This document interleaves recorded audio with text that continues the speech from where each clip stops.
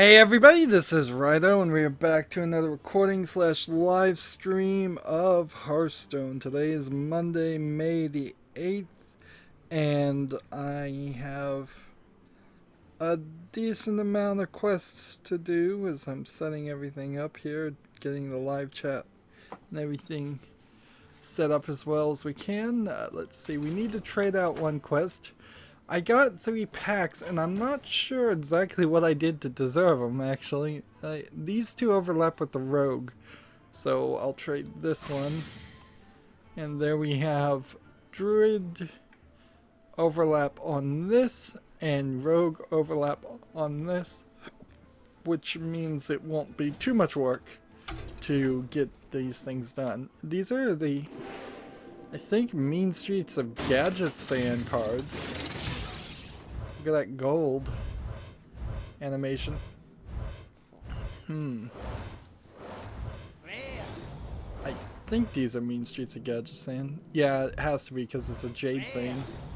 So the only thing I could think that would have gotten me 3 card packs is that pick a winner in the tournament that Hearthstone emailed me about, and anybody could have picked gone to the website, picked a winner, and I assume my guy either came in second because he was in the last 4 runs.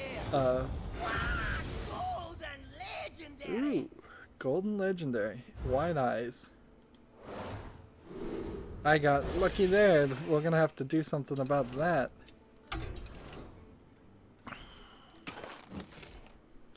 So first things first, we'll turn all the rest of this into dust. And then we'll come over here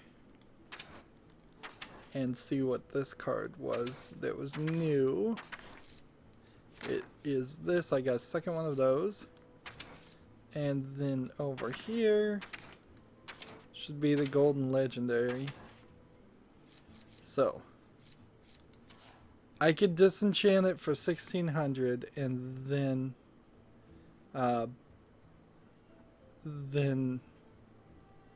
craft this card, or I could craft a different card. I'm gonna disenchant it, and it's like, are you sure? And they're like, okay. And I think what I would prefer is to have the classic cards that are legendaries in a neutral set. Since now I have 2000 dust, which kind of goes to show that I had some amount of dust anyway. Do I want Harrison Jones, or do I want something else? The Beast, maybe. The Black Knight. Alistraza. Nosadormus. Actually, let's go with the Black Knight. So that's the Black Knight. None shall pass. So one legendary traded for another legendary. Hearthstone, amongst all the other games, was forced to disclose its rates of drops through its Chinese website, which again, I still don't see any reason why somebody couldn't have different drop rates in China versus other countries.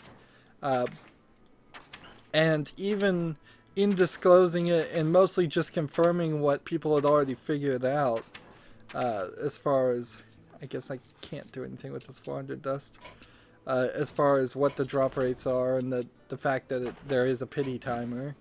It confirmed those things, but it didn't really seem to disclose anything that was unexpected or new. Let's go ahead and try this. I guess, though, because we're trying to win games, we're just not going to even play ranked here. I don't want to set myself up for a terrible setup. So we'll try this one, actually. I don't want to spend hours and hours trying to beat this game and other people at this game. I have an odd amount of news. I didn't write very small. There's a lot of empty spaces here.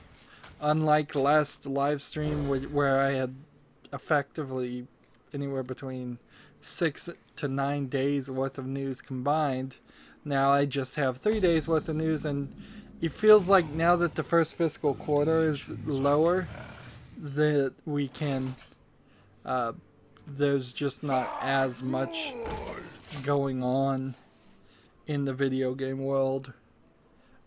Games are getting announced and delayed more because it won't affect the bottom line. People will forget it by the time the second quarter is over. Do we want to do this? Or do we want to do this? I think I want to do this. I want to get some spell damage first. This is an overload deck, so it might work pretty well. Good news for the Steam Audio Software Development Kit. It now works and will ship by default in the Unreal Engine 4. Steam Audio SDK is basically Steam bought a AR VR audio company and then kind of allowed it out there for open source, I think, or they're licensing it really cheaply or something like that. I'm not sure. I think it's open source. I think it's free. And the idea is that it's physics-based sound. So instead of by default saying that a sound is going to be 100% in the right sound stage, the right ear, or the left sound stage, or if you're doing surround sound in a right front, right left, right center, back front, back left, maybe back center, maybe back side right, maybe side left, maybe top center. That's a newer standard that has been introduced. That's exactly what I was looking for, is that spell damage. There's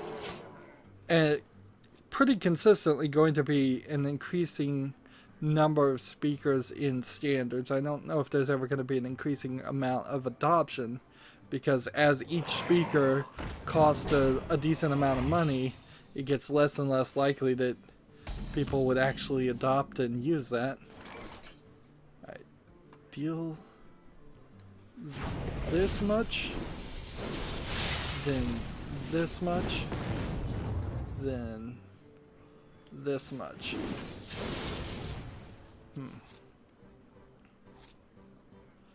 And I'll go ahead and kill this guy. Probably could have played that differently and better.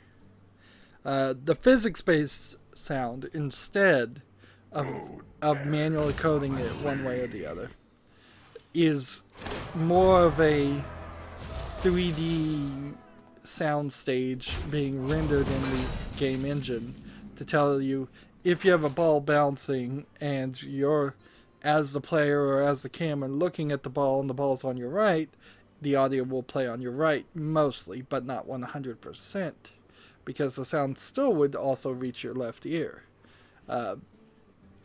If that ball happens to bounce and move to the left side, it will start getting louder on that side, which is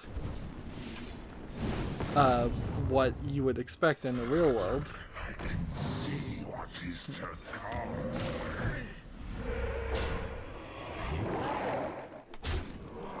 come. And if the ball bounces and moves behind you, it would sound more like it's behind you. If it moves and bounces more away from you, towards the forward of you, that would sound that way too. Now, so in theory, even for for non-VR games, this should what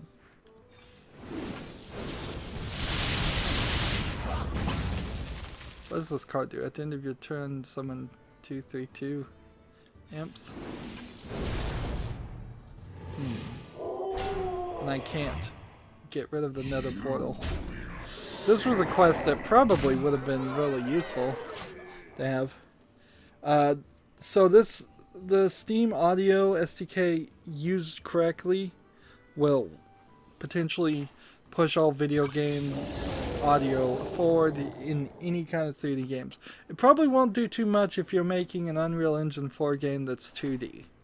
Let's be honest. But it might help a little bit even then for that ball example. There's still a decent chance that that would be helpful. Let's get this. Attack, attack, and attack. And then we have victory. So that'll be interesting. My only one concern is I've played a lot of older games who are like I'm playing Assassin's Creed Brotherhood right now. We'll play again here, and that engine has an affinity problem where it doesn't recognize that CPUs have more core processors, and so you have to kind of trick it into recognizing that through a trick I won't bother explaining because it's just not worth it right now to explain it yet again. But I've seen a lot of games with engines that barely can run even on modern computers. And if you're going to put a physics-based audio engine in your visual rendering engine and physics-based game engine in general of Unreal, you run the risk, if you don't optimize and program right, of having a bloated engine that will run poorly. And I guess you've always had that risk. So this really isn't anything new. It's just I could see some lesser video game creators making their games run even worse because it's got this 3D audio physics things. That being said, we have a pretty good trend of walking simulators, and if we had some walking simulators that that was so focused on audio that this improved that experience a little bit, that would be good. The Vanishing of Ethan Carter, for example, seems like a game that is potentially, if it was better optimized, it shouldn't be really taking up all of the resources of a of the Unreal Engine. And we saw when they released it from Unreal Engine 3 to Unreal Engine 4, it did run better on 4. So with more optimization, I wouldn't be surprised if we particularly saw games like The Vanishing of Ethan Carter or The Vanishing of Ethan Carter itself come out and say, we're going to have this as an option. Let's see. I need to get really lucky here. And I didn't. So I risked it, and instead of, I shouldn't have risked it. Instead I should have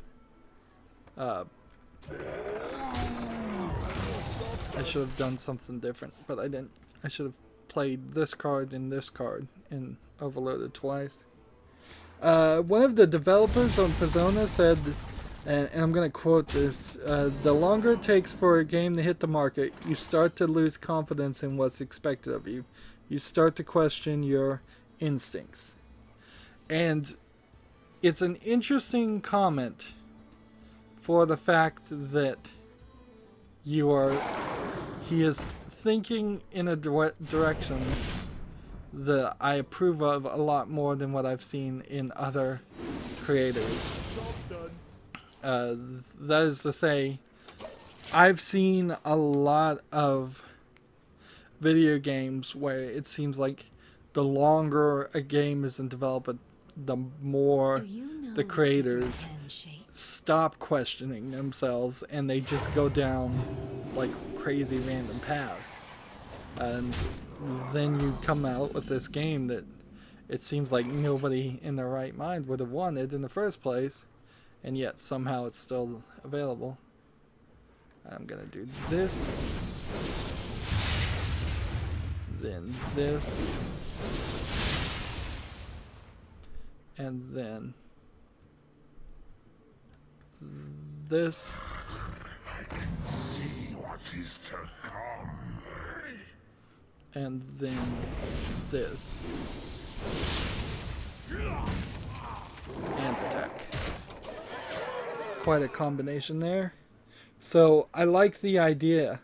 That being said, a lot of times I don't think it's the actual creators of the games that they get big into ideas as much as I think it's the corporate overlords of games that get sold on ideas and have ideas pushed on this. When you think about the latest Deus Ex and how that the multiplayer was just pushed onto them and microtransactions were just pushed onto them, and they didn't really want any of that in the game, you can certainly see why people would not be happy with some of that. I'm hoping something works here, but doesn't seem like it would. It did. There's a Deadly Premonition and a Dark Souls board game coming out. This isn't completely video game related, other than those are board games made off of board games. The weird thing there is I don't feel like either one of those people, either one of those games in particular are gonna make good board games. In general, I don't particularly see board games turning into this amazingly cool idea to have in board game format.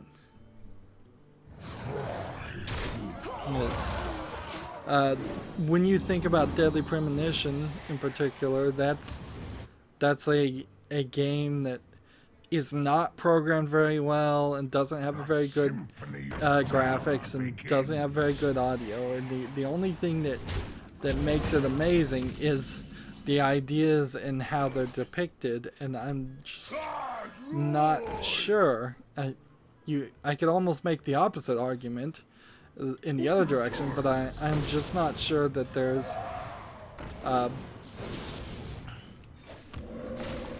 a right use. Let's see, 6 to kill this guy.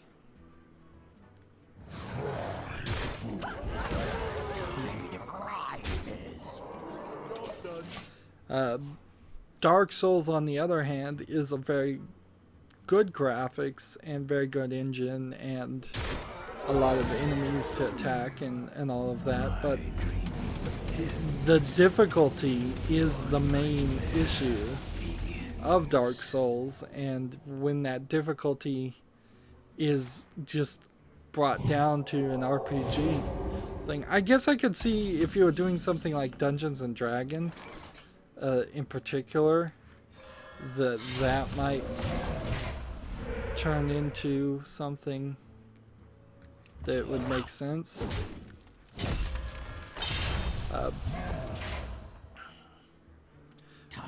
With Dark Souls, but I have no idea what you would do with Deadly Premonition to make that a good board game. And I don't think even Dark Souls as a D&D adventure is going to have that same feeling of the Dark Souls in particular is all about those invincibility frames, those few seconds in which you have a small chance to get a backstab at the higher levels, and so I just don't know. So I honestly feel like board games are coming about becoming popularized a little bit more than they actually are.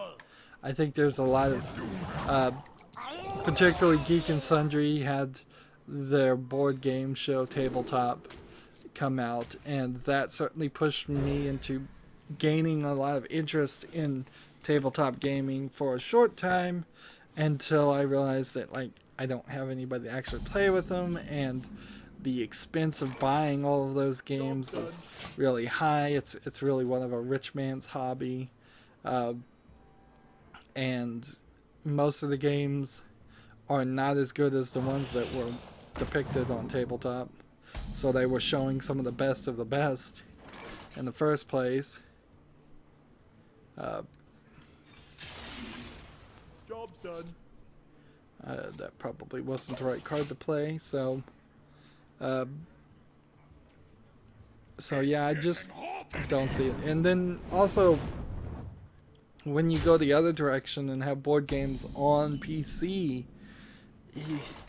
the monopolies, the Hasbro games are either in Uplay or EA Origins, or just not there at all, because I certainly don't see them on Steam.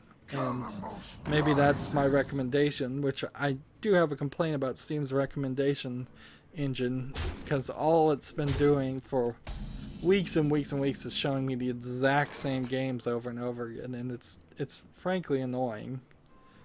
Just completely redundant, unnecessary things.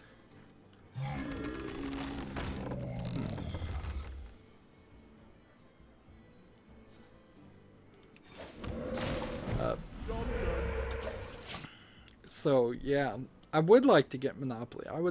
I'd love to do a spotlight of a Monopoly and like the Game of Life. I got the Game of Life for free on Android Play because there was a sale going off, and boy is that game dumb and sending the wrong message to kids, in my opinion. But it was so full of microtransactions, and that's I think if I did spotlight half of the Hasbro games, I would think we would find that they are full of microtransactions. Now, on the Xbox 360, there was like 3 Hasbro family game nights and a Monopoly game, all specifically like with no microtransactions, I think. And they were all rather good, and I enjoyed playing them for all the achievements, even by myself. And that's inherently going to be an issue, is that I don't want to go on online and play Monopoly with random people, nor do I have enough people who want to play Monopoly with me anyways, that I know, whether in the real world or the fake world. And Monopoly in particular is a rather long game, so I don't know how much of a spotlight I could really do. Let's see. This to do this.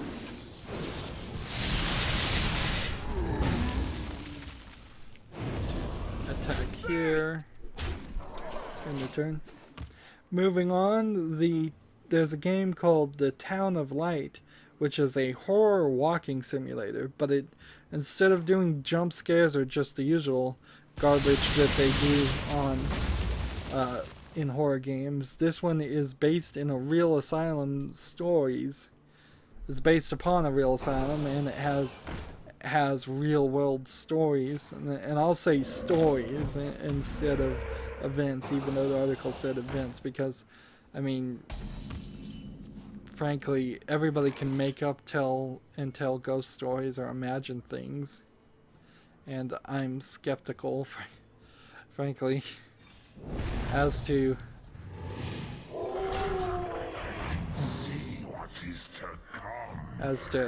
how many of these stories are going to actually be real, or if they're real in the sense that somebody who is clearly mentally unstable hallucinated something, which I guess based on real world hallucinations, I think you could probably say who is that guy that wrote Jay and Silent Bob?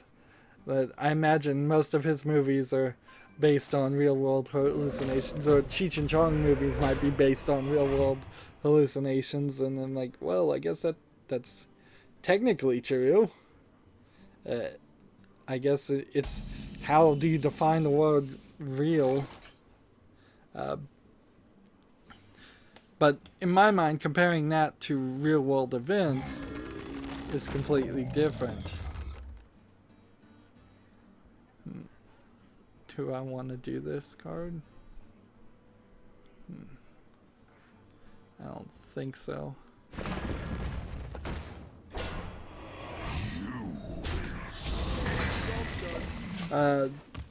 But at the very least, that might be an interesting game for me to eventually get around to, because if it has more of an interview style cutscenes in it, it might be close to a full motion video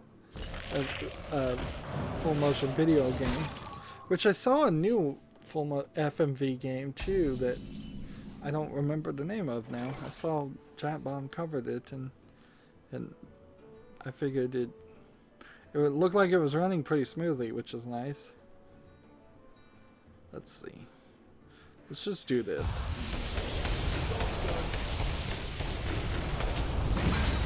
Just kill everything on the field. I don't know if that's really a good system to use. Call of Duty World War II compared to Call of Duty Infinite Warfare's trailer has certainly gone to show that going back to their roots and doing a World War II game versus the Infinite Warfare, the game that was a trailer of guns and things that people hadn't really ever seen before because it was all just made up futurist stuff, certainly has proven to be the right move for them. So for World War II, they have a 10-to-1 ratio of likes to dislikes. So for every dislike, there's 10 likes. Whereas Infinite Warfare was a 1-to-7 dislike, like to dislike ratio. So for every 1 like, there were 7 dislikes. It's almost, if you're gonna do some rough math here, it's almost a complete reversal. Like, so when people think Call of Duty, they obviously think World War II and old military things, not fake military things, which should have been obvious to them in the first place, to the creators of the game. Like, if they wanted to do futuristic thing, they just shouldn't have called it Call of Duty.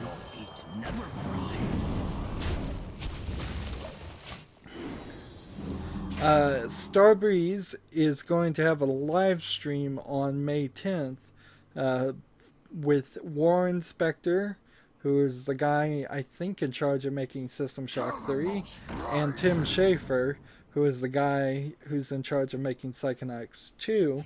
And this is oddly, both of these games are being published by Starbreeze Studios, which seems a little weird, particularly for Psychonauts 2, because I thought Double Fine was a publisher themselves.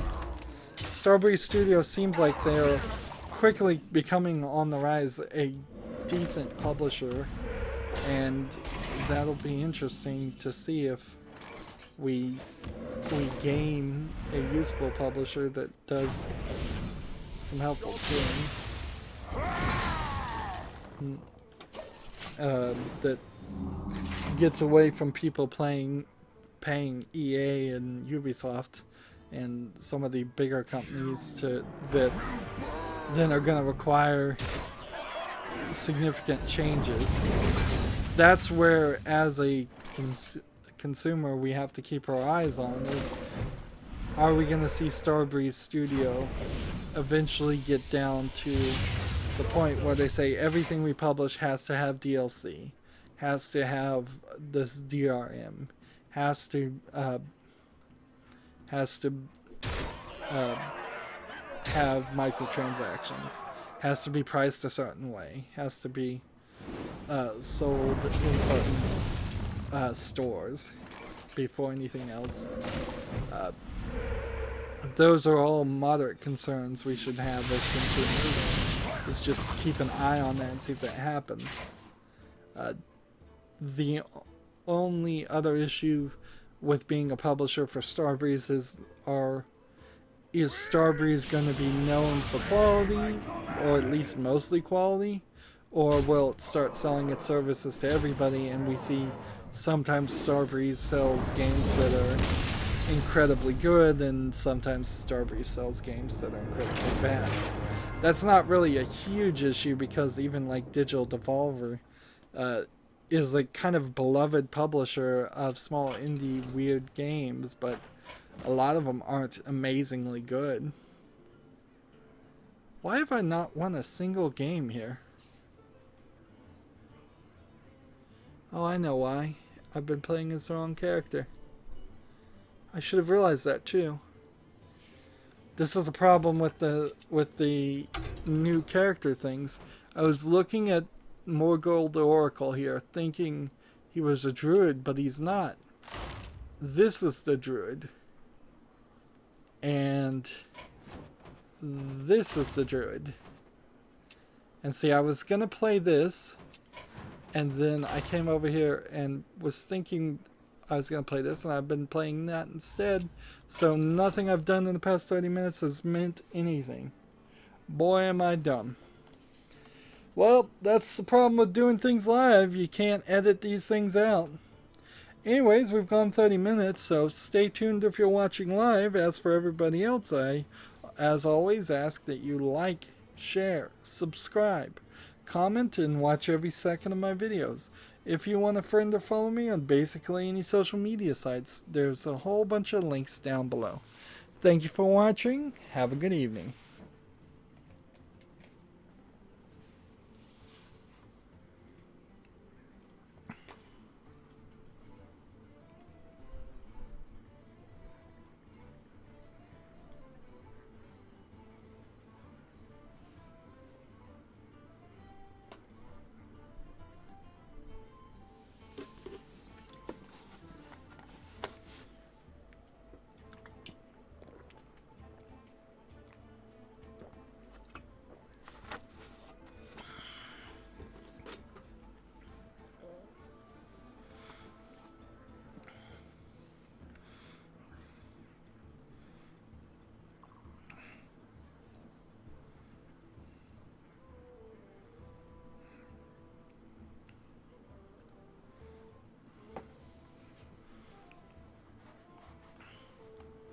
Hey everybody, this is Rydo, and we are back to Hearthstone. Another live stream. Today is May the 8th, and stupidly in the last recording I played as the wrong character and we've made no progress whatsoever, so I need to hurry and hopefully get some extra wins.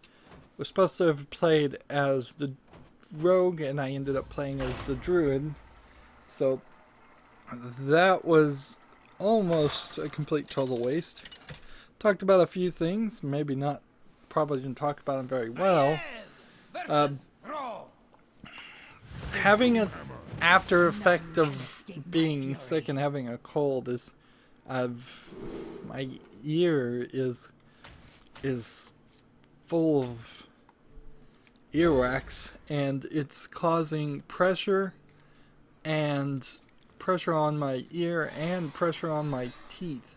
So talking oddly is becoming a problem, and I'm gonna try and fix that after the stream. I'm also having trouble playing Assassin's Creed Brotherhood because I'm just having a lot of trouble getting into that game. I'm at the beginning of sequence 4, and I did the Da Vinci is Missing DLC. And in a lot of ways, I think the Da Vinci is Missing DLC was a distraction. And there's several other distractions that I'm running into, most certainly. Give a random friendly minion +1/+1. There we go. So yeah, on top of having trouble getting into the story and just getting everything done in a quick experience, I'm also killing my finger holding down the high visibility right trigger button, which you can't change, it turns out, on. So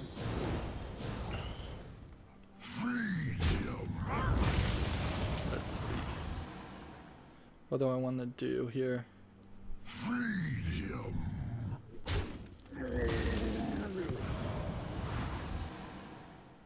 Well, I guess this guy will survive.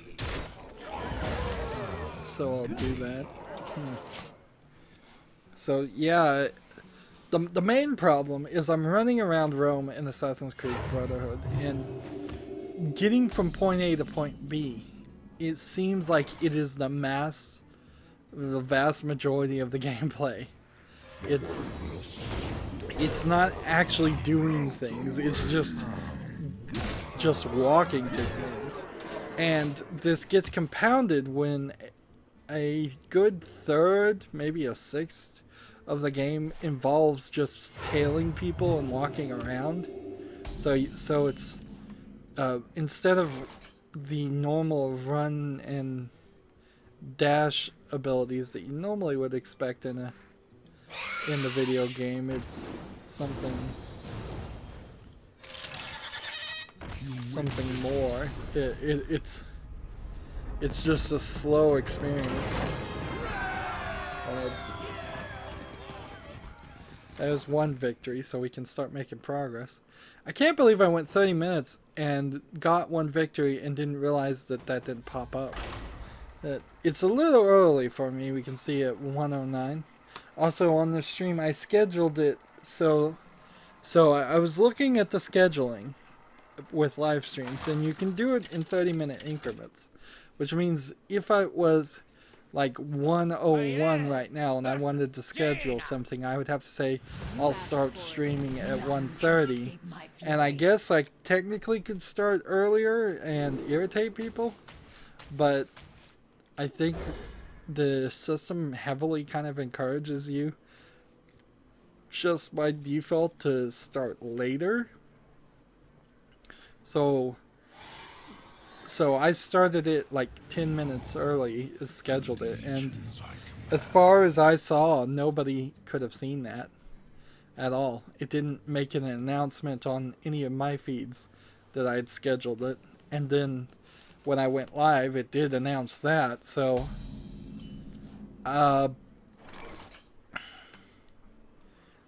if I was going to use the schedule thing, I suppose I could do it for like 12:30 every 3 days, and then people would have this very, very rough estimate, and I might as well do it at like noon every 3 days of when I'm gonna go live, but that would be such an incredibly rough estimate. There are some features in it where you could say it's postponed or something like that, or there's technical difficulties or similar, but I guess I want to do this or this. Let's go ahead and do this. But it's very possible I might start streaming at like 5 in the evening, 6 in the evening, and be 6 hours late on them. So I'm not sure scheduling is really right for me because I can't stay to a schedule.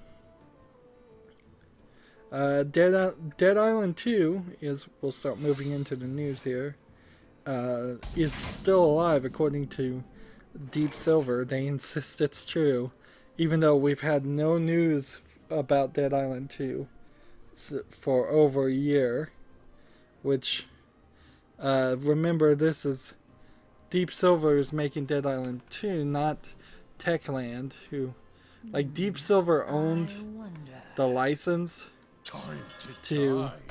to Dead Island, but they had Techland Die. make the game, and then Justice is mine. Techland got kind of kicked off making any of the further Dead Island spin-offs because there's been Dead Island, Riptide, and I think there's another Dead Island game too, and they've all been awful. And so then Techland made Dying Light, which is the spiritual successor to Dead Island 1 and runs pretty well, and improves upon the idea quite a bit. So I don't think very many people are holding their breath anyways for Dead Island 2. Well, you definitely shouldn't be if you are. But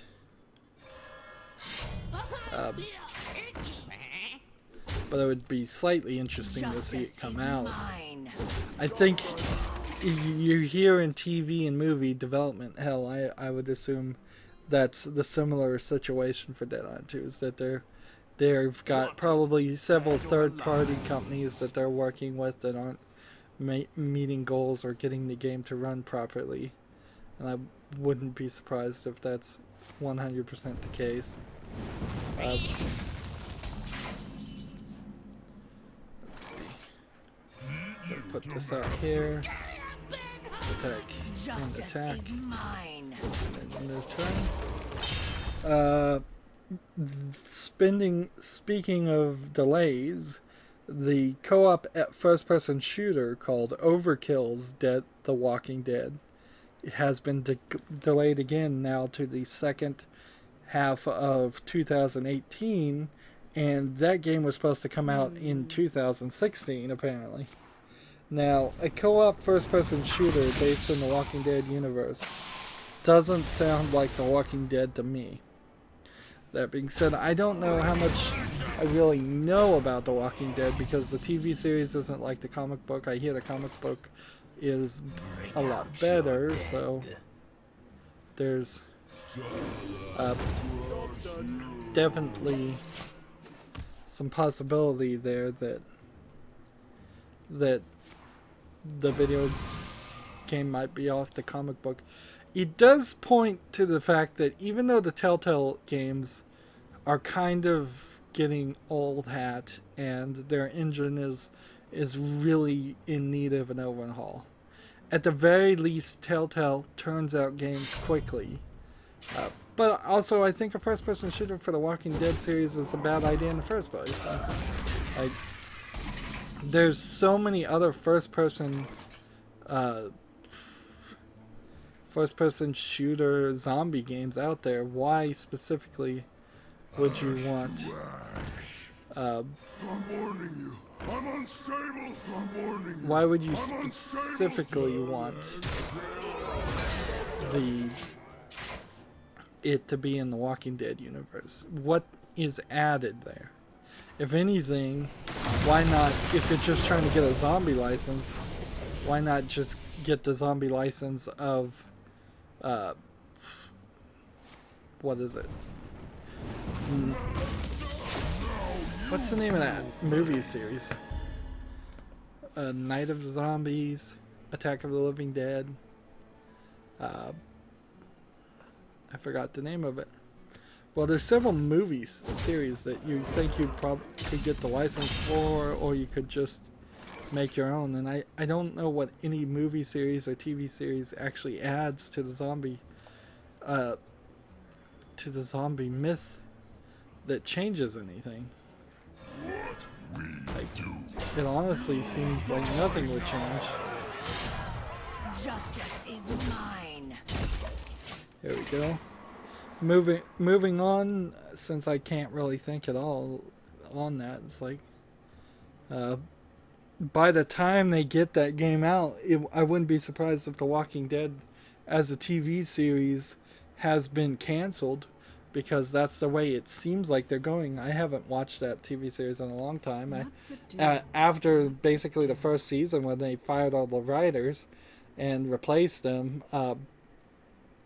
I lost interest, and I know they have that Fear the Walking Dead series as a spinoff, but I don't think anybody's really watching that either.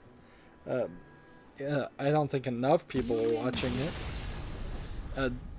The idea that TBS was going to become this really good and necessary cable channel, kind of like an HBO, was laughable. And I know TBS has the Into the Badlands series, and I enjoyed that, but that's 2, maybe 3 series that they can do per season, and then they have to take breaks in between that. Just not enough content. Same is true for like FX and FX2 even. They thought they could make enough shows to get people's attention, but they really don't have enough. So I need to get Druid victories now, and with the overlap, hopefully this will fix things. Unfortunately, I only have 1 Druid deck, so we'll just play this in Wild. Moving on to the next story, the Nintendo PlayStation prototype is now working, although I kind of question how much it's working really, since no games were ever made for it. So they're trying to get it to get the hardware to run around a emulator programmed CD-ROM. So it's very possible in my mind that if there was a bug in the programming of the CD-ROM, that you might accidentally consider that a bug in the hardware, and then adjust the hardware to run in ways that it shouldn't. That being said, I mean, it really doesn't matter one way or another.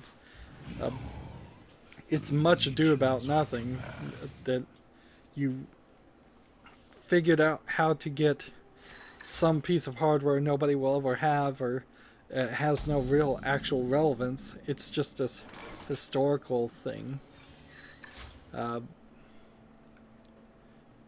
doesn't really mean or do anything. But I mean, people are interested in it, and it was made working by the Ben Heck Show, which they do some interesting high-level programming and hardware work that I've just recently started to watch, as I've been getting more and more into that. And kind of ironically, though, they've this year decided to only do 3 projects, and each of those 3 projects seem like they're not incredibly as complicated as things they've done in the past.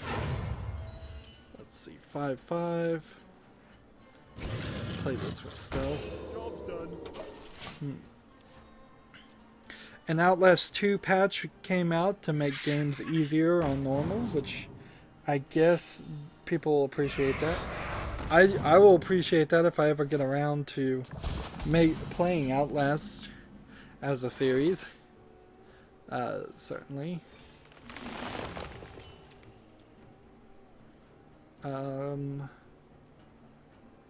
What did I just do? Why did I lose my card? Like, Greetings, traveler. 2 mana to gain an empty mana crystal. Oof, that's not what I expected that card to do. For the wilds.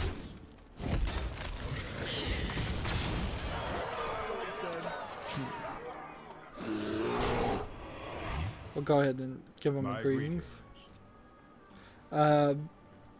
Oculus Story is a company that won an Emmy from a short film in VR called Henry, which I think Henry was a gerbil or something. It looked like a little furry creature in the picture, at least. And now they're shutting down. So there's the power of the Emmy right there. And the power of the Oculus also. It's like, you certainly can't can't help but notice that that was far from successful. And I'm not really surprised. Even right now, if they had made this video Henry for like the PlayStation VR, I still think your audience is going to be so terribly small that it's never going to make the money back that you spend on it. So far too ambitious. I still am very much and growingly of the opinion that these types of games in VR is not going to succeed. And it was really just all hype. Speaking of all hype, Pokemon Red and Green, it looks like the Japanese version. Halo 1 Combat Evolved, it wasn't called Halo 1, it was just called Halo Combat Evolved. Donkey Kong, looks like it's the intro version, Vision version. And Street Fighter 2 for the Super NES version, it looks like, are all being added to the Video Game Hall of Fame, which is in Rochester, New York. And frankly, I'm not sure it's that much of a Hall of Fame as it is just kind of a museum. Like,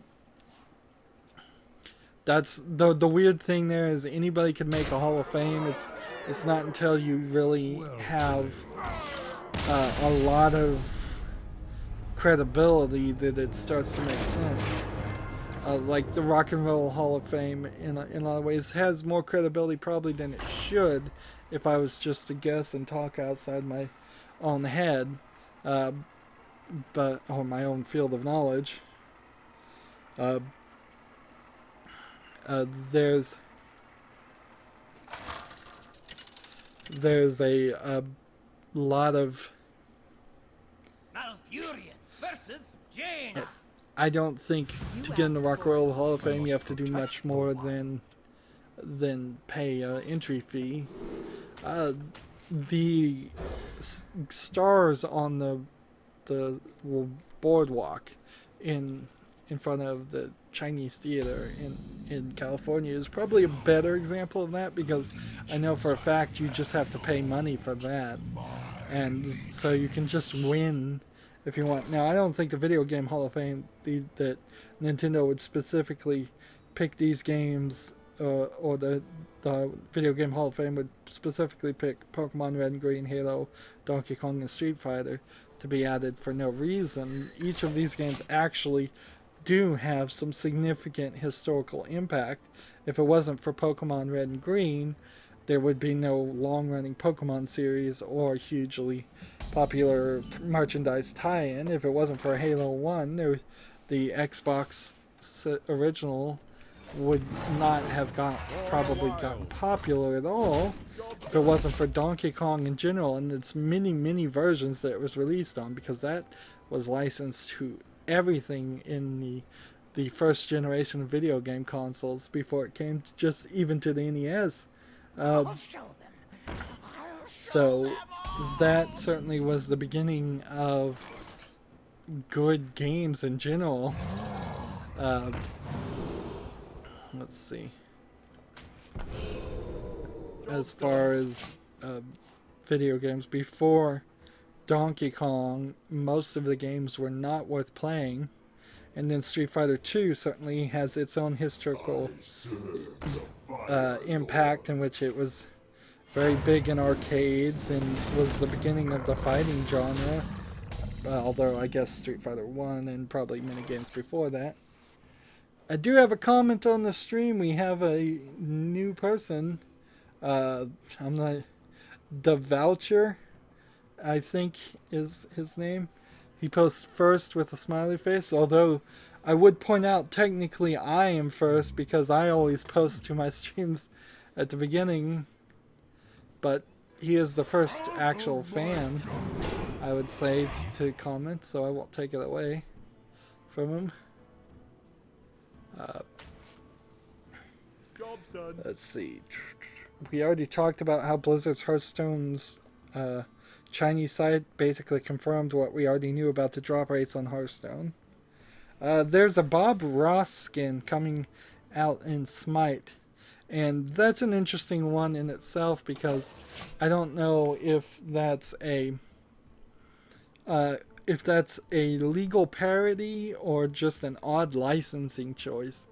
If you're gonna have Bob Ross by his name, and I don't know if you can fully make the parody argument just to show him doing the thing he's famous for. Is that really a parody? Is it a parody if you had Martin Luther King get up and give his "I Have a Dream" speech?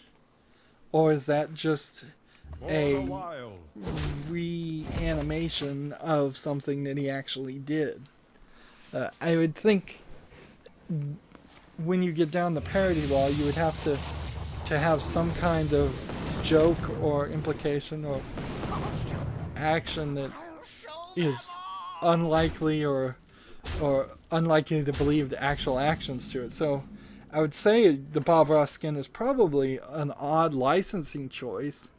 And of course he's a meme, and I know that's why you would do something like that, but it seems like a strange choice in general.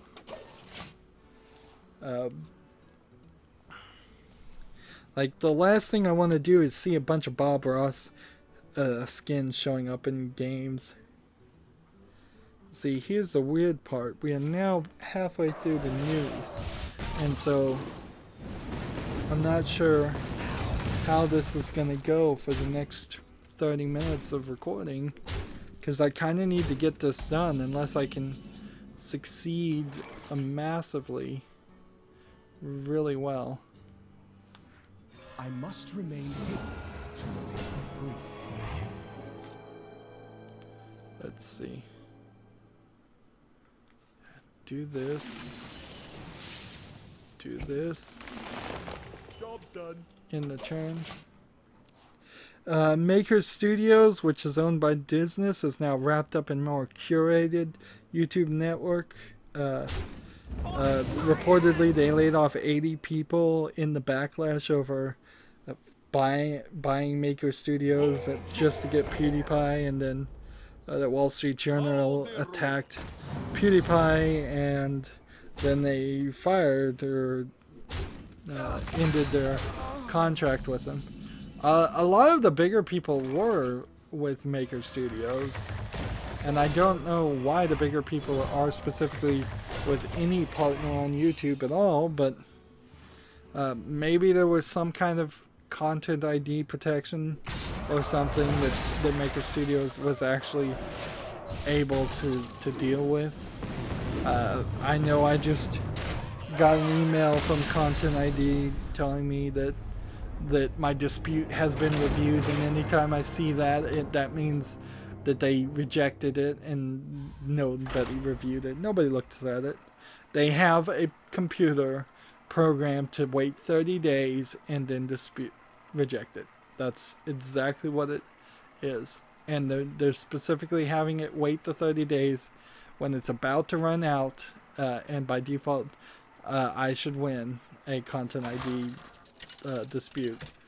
That way, all the money that's collected in those 30 days goes to them. And as far as I understand it, that's exactly how the system works. That if I put out something live today, and then I dispute it for 30 days, and then they reject it on the 30th day, they get all the money. And if I try to appeal that rejection, I don't think I get any of that money still. So, as far as I understand it, it is a great scam for them.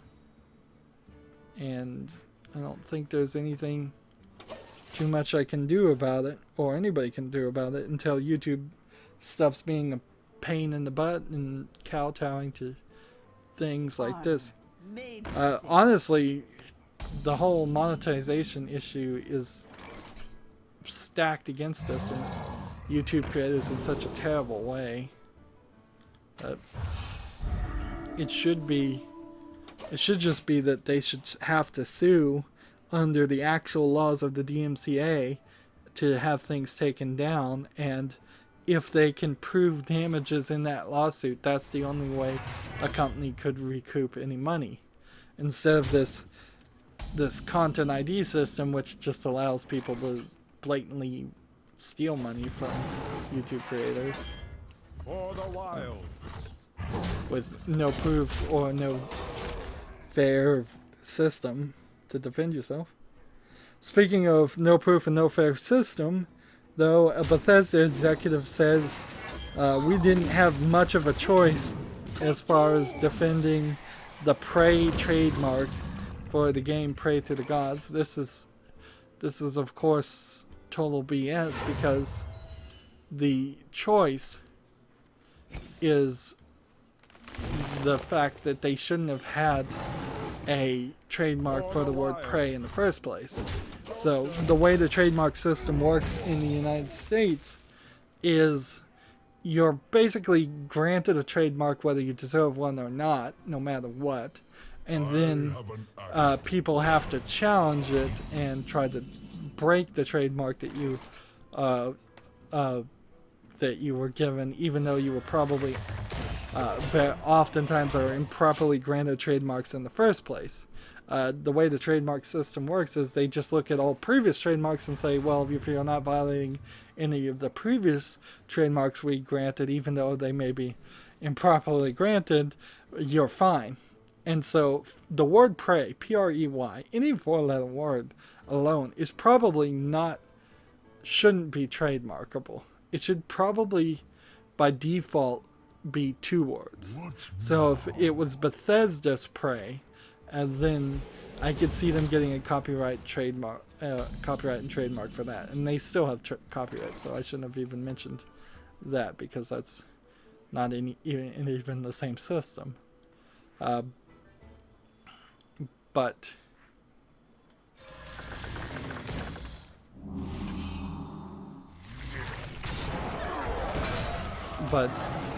if it was Bethesda's Prey that they got a trademark for, that would make sense. That's two big words, well, one big word and one four-letter word together. And it in no way is confused for Pray for the Gods, P-R-E-Y, for the Gods, or which is a good pun, and it should be so far away from the one word pray anyways that they shouldn't have done it. And let's not forget for a second that the only reason why this new game that Bethesda has just released is called Prey is because they already had the copyright and the trademark for it. So they literally released this game knowing that they were just defending a trademark for something that they didn't deserve to have in the first place. And at the end of the day, the truth is they did have a choice, and their choice should have been the right choice, which is to say, we're not going to defend this trademark because we didn't deserve to have it in the first place. It's basically the found wallet argument, which is an argument I'm going to make up right now. If you found a wallet and it had $1,000 in it, certainly people of lesser morals would say, well, that $1,000 is ours. But then if the person whose ID you also saw on the wallet shows up and says, hey, that's my wallet, can you please give it back? Very few people are going to make the argument that no, I'm not giving it back, it's mine, I earned it, I found it fair and square. It's the finders keepers argument with trademarks. Is like they basically found the wallet of $1,000 in the trademark of Prey that they never should have had, and they got lucky to have it. And then when somebody who has a legitimate claim to that word tries to use it, they're saying, nope, it's mine, keep finders keepers. That being said, when you think about the found wallet argument, a lot of people will find justifications for any amount of money in a wallet. If you find a wallet and it has $1 in it, some people will make the argument that they deserve that dollar. If you find a wallet and it has $10 in it, people will make arguments in that way. If you find a wallet and it has $100, $1,000, $1,000,000, all of those amounts, there's always a justification. There's no sweet amount in which you can guarantee somebody won't keep the money, except for $0. But then people will probably just keep the wallet too. So the lesson there is don't lose your wallet, and trademark companies shouldn't, the trademark office shouldn't hand out trademarks for such small names. It's ridiculous when you think about some of the companies' names. Apple. There have been apples in existence for thousands of years. The word apple has been used ridiculously. McDonald's, on the other hand, there's probably been last names of McDonald's, but that kind of makes sense because of the way it works. That being said, I bet there's a decent amount of McDonald's restaurants out there that aren't owned by McDonald's even, because it's just such a general last name. We should have made up names. We should have crazy tech based names where, like, Hearthstone is another word. It's a longer word, but it's a word that has existed. Should Blizzard have a trademark for Hearthstone? Not really. Alright, well, that's been another 30 minutes, and we have 4 victories with the Druid, and 2 more victories with the Druid at least here. So if we can get 2 more victories, we'll be done with this, and then I could move on to the Hunter and keep it interesting that way. But I'm also running out of things to talk about, so I don't know how we're going to do this in the next recording. Anyways, if you're watching live, stay tuned. Otherwise, as always, I ask you to like, share, subscribe, comment, and watch every second of my videos. If you want a friend to follow me on basically any social media sites, there's a whole bunch of links down below. Thank you for watching. Have a good evening.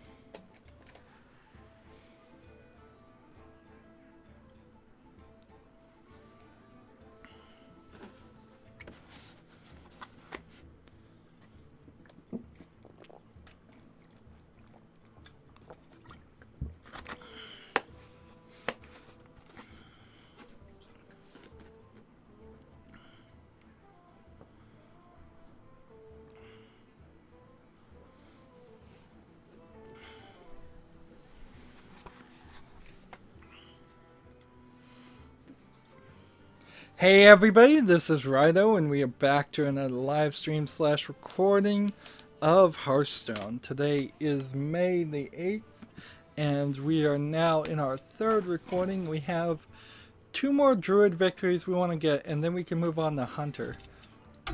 So ideally, I want to finish everything in the next 30 minutes.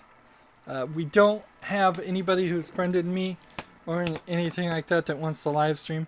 Last time I was uploading videos, and I won't do that again, hopefully. I'll certainly try it, and because I was uploading videos, 2 comments that Loki specifically made where he wanted to play me didn't even show up in on my network, oddly. So I have my comments on my cell phone, which is a different computer than my PC that I'm playing on right now, but the uploads and the streaming of the upload took all of my bandwidth as far as upload, because I don't have much upload bandwidth. I'm not ready to really try to upgrade it too much, and I don't have very many good offers for upload speed. So I get like 5 megabits per second, and if I'm uploading to YouTube, that takes almost all of it. And so I didn't even see the comments that Loki had put on last time where he wanted to play me, and unfortunately Loki's not even online right now, so he's not gonna be able to play me in this stream probably either. And I'm specifically pointing out Loki because Loki has wanted to play me a lot, and he puts out a lot of comments on my videos when he finds them and gets the notification that they're on. So I just want to officially apologize for that. I did comment at the end after I saw that and said, oh yeah, oops. Because it did seem to me almost like I was intentionally ignoring him and his comments, and that was most definitely not the case. But moving on, I really don't have a lot of news left. The Egyptian set Assassin's Creed game that's coming out called Assassin's Creed Origins is going to feature, allegedly is going to feature 2 protagonists in naval combat. And what's important to realize about that is that's exactly the same things that have been true for the previous 2 Assassin's Creed games. That you've had naval combat in Black Flag, and what was the one after Black Flag? Is Synergy? Assassin's Creed Synergy or Synchronicity or Singularity? It's some kind of S word. I don't. Was set in London, and it had a brother and sister team, and you could play as either one, and so. The way the Assassin's Creed series gets made gives me the idea that more than likely concepts come down from the top of Ubisoft, and they're just given to the 2 teams that are working on the next 2 video games, and the concepts that are liked in those next 2 video games or in the previous 2 video games are often just encoded into the next game. So I wouldn't be surprised if this is the beginning of always having 2 protagonists and always having naval combat, or at least I could see always having 2 protagonists and for a long time having naval combat, which again gets really far away from what I think of when I think of Assassin's Creed games. It's a long journey compared to Assassin's Creed 1, when you see all the features and all the abilities and everything that just gets tagged on and added on. I mean, I'm just playing Brotherhood, which is the 3rd game that was released, and even then there's a lot of puzzles and mechanics that I kind of wish weren't there. I really wish for the Ezio collection, instead of just doing a remaster of the original games, they thought of a easier abridged version of the game. Particularly in Brotherhood, if you just started with all the shops upgraded and fully invested, and it just allowed you to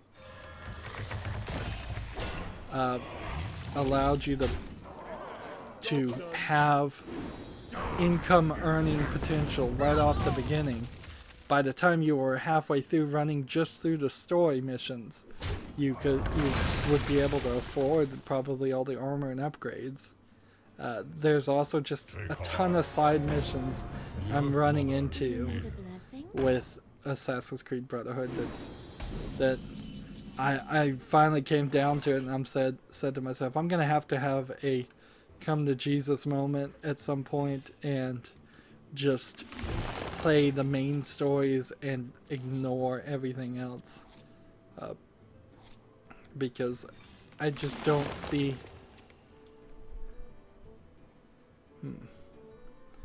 oops, that's not what I meant to do.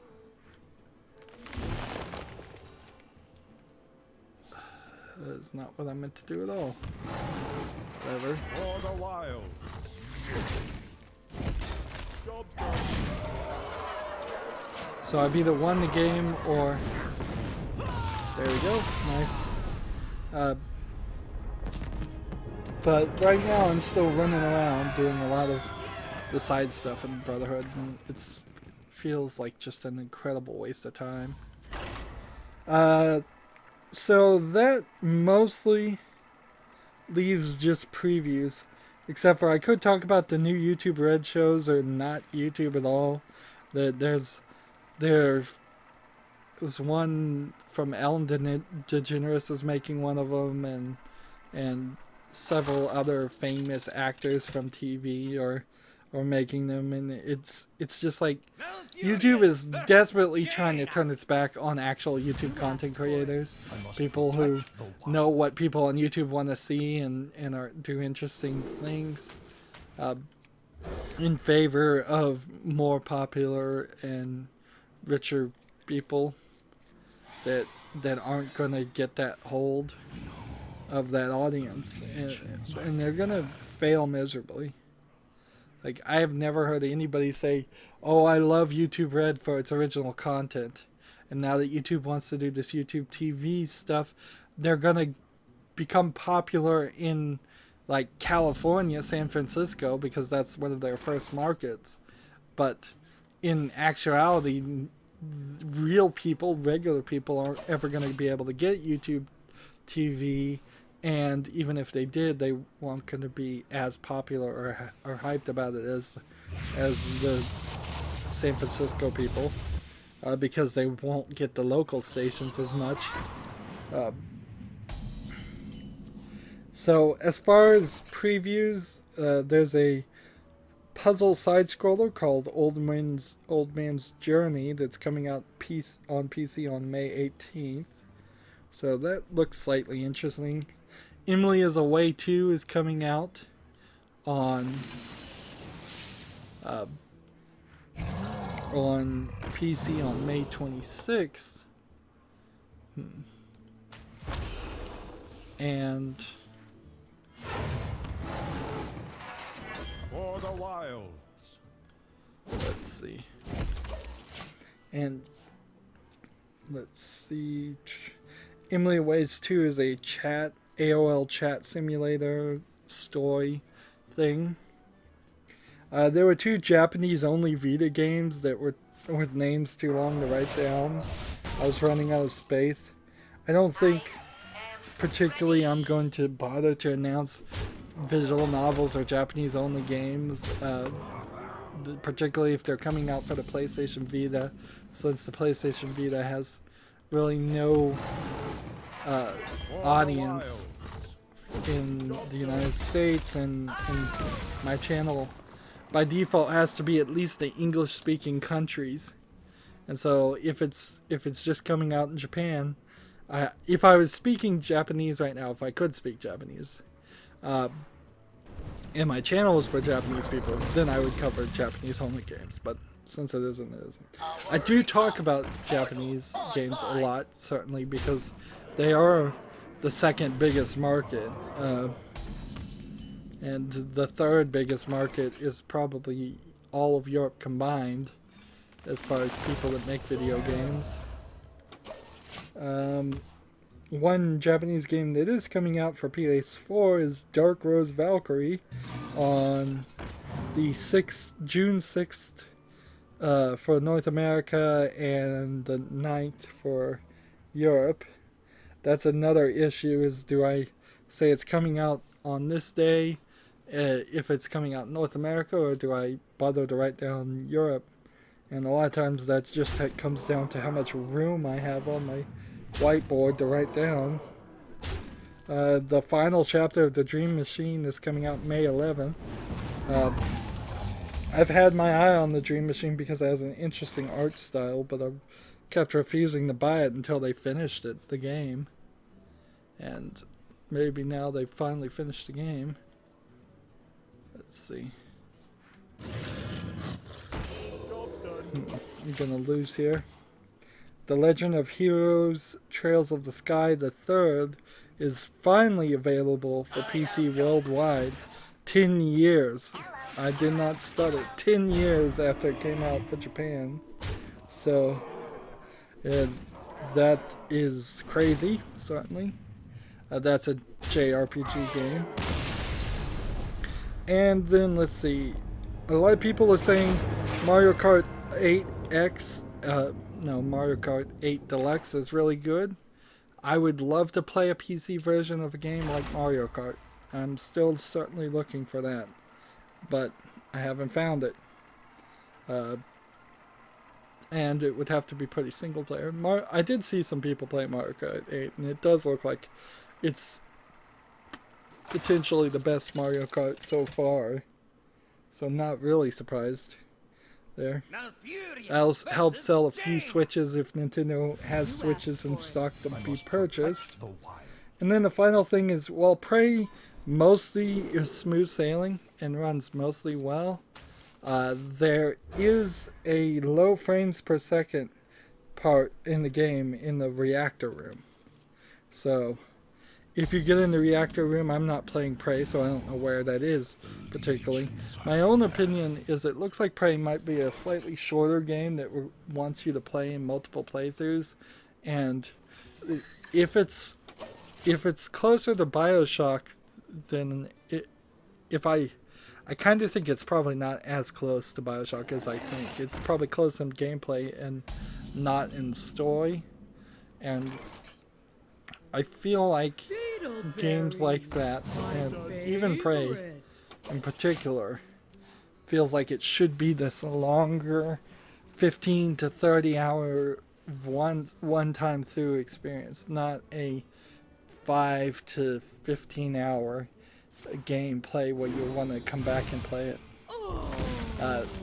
Particularly, they've been pushing the morph abilities of the aliens, where you can aliens can morph themselves, and it feels like also that that you'll eventually get those abilities yourself and morph yourself into different items. They've been talking about that a lot, and that doesn't seem like that's an interesting or useful gameplay mechanic. There's also this glue gun that it seems like you're going to use a lot to glue creatures, which seems like that's going to make it slower than you would normally expect for a gameplay mechanic. And then some of the other guns seem like they're just standard weapons. Like one of them I think was just a silenced pistol. So you go from a glue gun to a silenced pistol. Seems kind of crazy.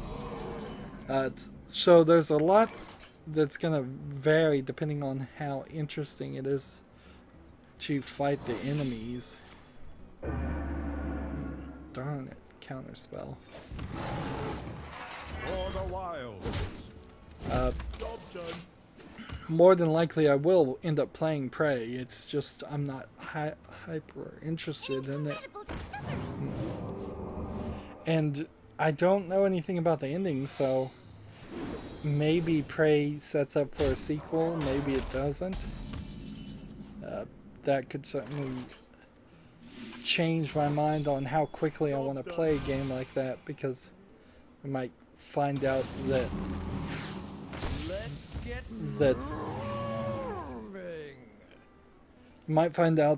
there's never going to be another Prey game like that. I heard an interesting thing is, since Prey is just using the same name as a previous Bethesda game called Prey, if you try to install the previous game and then install the new game just installs on top of the other one and deletes the folder, which seems very odd. Like, very, very odd that you wouldn't have a better system for that. And clearly that needs to be patched. It needs to be patched either through Steam's default system or just in general. But that really gets back to the point that the word Prey is just far too general a name, that even in their own file structure architecture, they didn't bother to identify it with a date. The appropriate thing to do would be to have the new game be called Prey, then parentheses 2017. That's how you would normally do something like that. I'm gonna die. This jungle hides many secrets.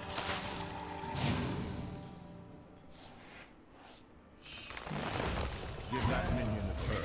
Get ready.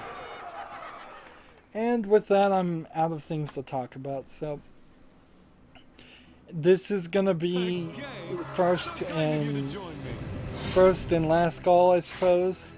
Probably not really the last call though. I said last call last stream a lot, and technically last call would be the exact last time you call. But if people want to friend or follow me, friend me on Hearthstone, and challenge me and play, let me know. Send me friend requests.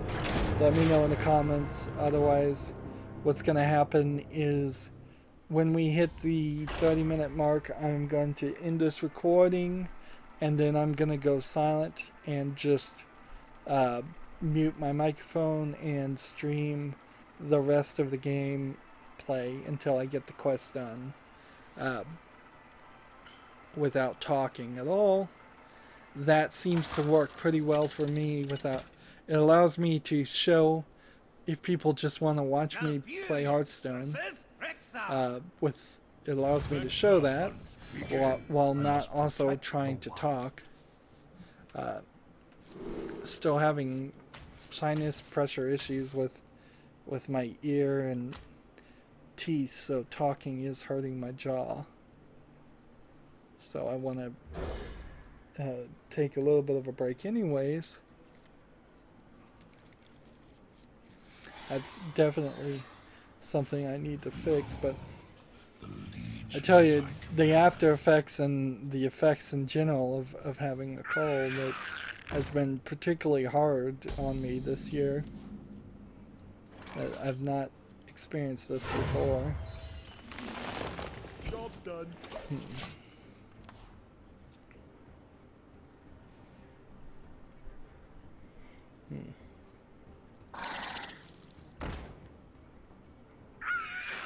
I certainly do have a fear that as I'm struggling to play, darn it, I should have played this first. As I'm struggling to play Assassin's Creed Brotherhood, get that done, I have this fear that I've fallen behind. I'm pretty sure I have. And that one day something is going to have supposed to air, and it just won't have been scheduled at all. The other issue is I've noticed, particularly on this Sunday, I noticed a decent amount of people that release videos on Sunday that I'm not usually used to releasing videos on Sunday.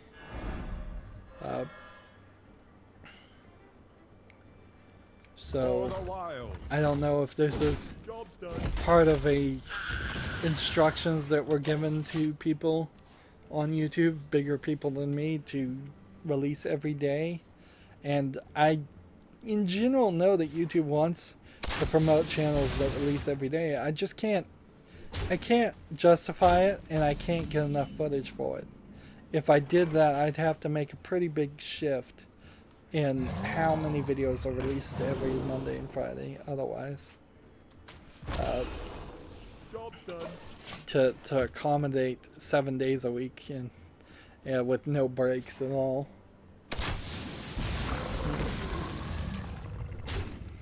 And frankly, I just don't think that serves the customer as well.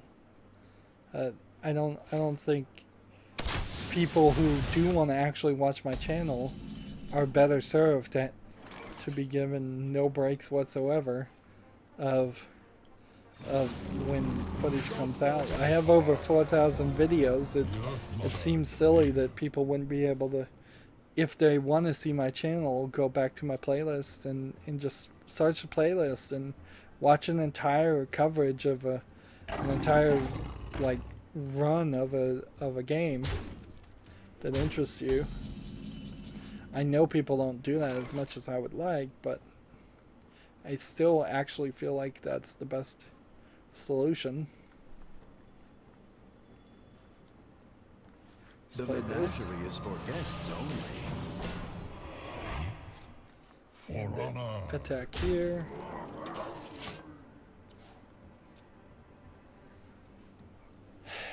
This druid deck is not as good as it should be. It's definitely not as good as it should be. Doesn't win enough. I hope you're seeing the mouse cursor here and it's not That blinking. didn't quite hit the mark.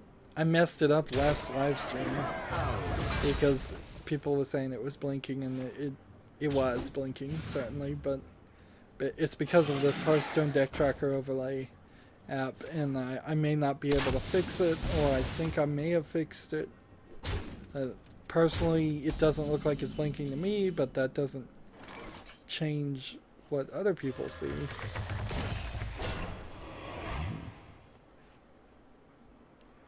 For honor. The honor all upon us. Yeah, I'm gonna lose here. And see, I don't even really have anything new to talk about. This is the problem of playing Hearthstone every 3 days. If it just let me wait once a week, I'd have a decent amount of conversations that I could have.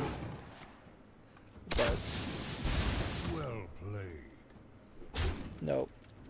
It wants me to play Hearthstone every 3 days. I couldn't imagine doing this every day. Just every day, all day, playing Hearthstone. I would just turn on music. I would just put on headphones and turn on music and never talk. And if, I suppose, people commented and I had a lot of fans, I'd stream all day. Alright, we got a new person that looks like a real name, so I won't say it out loud. It says, "I think you're a great aspiring YouTuber." Which, maybe that's chat spam, but I'll say thanks anyway.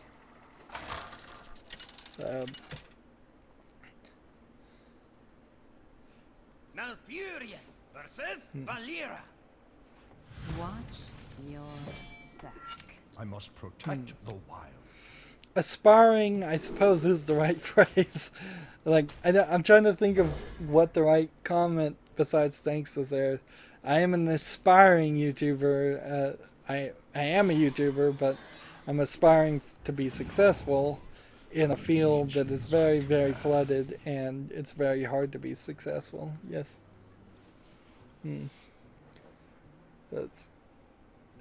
Is this the kind of game you're into? Says the same person. Hearthstone? Actually, not really at all. I like collectible card games, but it's not. I'm not a super fan of Hearthstone because Hearthstone is very greedy and you have to buy a bunch of card packs and it takes forever for you to accomplish anything as far as the quests and getting enough gold or dust to get cards or anything like that. So while I have yet to find something better than Hearthstone, I'm not a super fan of Hearthstone, and I don't play it when I'm not streaming, and I try to limit the amount of time I do spend playing Hearthstone because it takes so much. In general, I'm trying to be more of a generalist, I guess would be the phrase, and cover many different games. I have a series that I was doing where I was covering the Legos games for kids. I have the series that I'm doing that is for point-and-click adventures. I have a series for older A-tier and AAA tier games. I have a time slot that I release on for puzzle games and all of that. So I do everything. Why am I playing games that you don't really enjoy? Because this Hearthstone, I enjoy it enough to play it. I mean, it's a great question. I enjoy it enough to play it every 3 days and stay up with it, and it gives me something to do while I'm talking about the video game news and such. So this is kind of my personal blog series. If I was, for instance, trying to play a first-person shooter like Call of Duty and blog, I would not only not be able to pay enough attention to the blog, I wouldn't be able to pay enough attention to the first-person shooting either. So both would heavily suffer. In Hearthstone, since it's turn-based and card-based play, I don't suffer as much. I do suffer in not having as much focus as I should often, but I can get away with talking about the news and talking about my channel while playing Hearthstone, and until I find something else I can blog on, that's why I play Hearthstone, and I enjoy it enough. It's just that it's not something that I would go out of my way to play. Also, I could certainly see people who play Hearthstone on their cell phones and have commutes having more of a reason to play it. As a YouTuber who only plays video games in front of their computer and only has time to play video games, I don't commute anywhere, I don't do anything else. I do this as my job all day. I have the plethora of my Steam library, which I have over 600 games on my Steam library to try to sort through and play all of those. And so I can get a lot more options. Whereas if somebody was stuck on a bus, stuck commuting on a train or something, I could certainly see Hearthstone being the best portable game for people.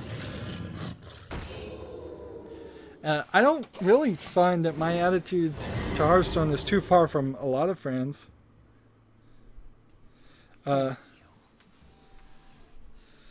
Okay, a lot of Hearthstone players are not really happy with the way Hearthstone has gone. A lot of the casual players aren't that happy with it. A lot of the professional people aren't that happy with it. But we all kind of stick with it because we haven't found anything better. So I'll just call him Jack.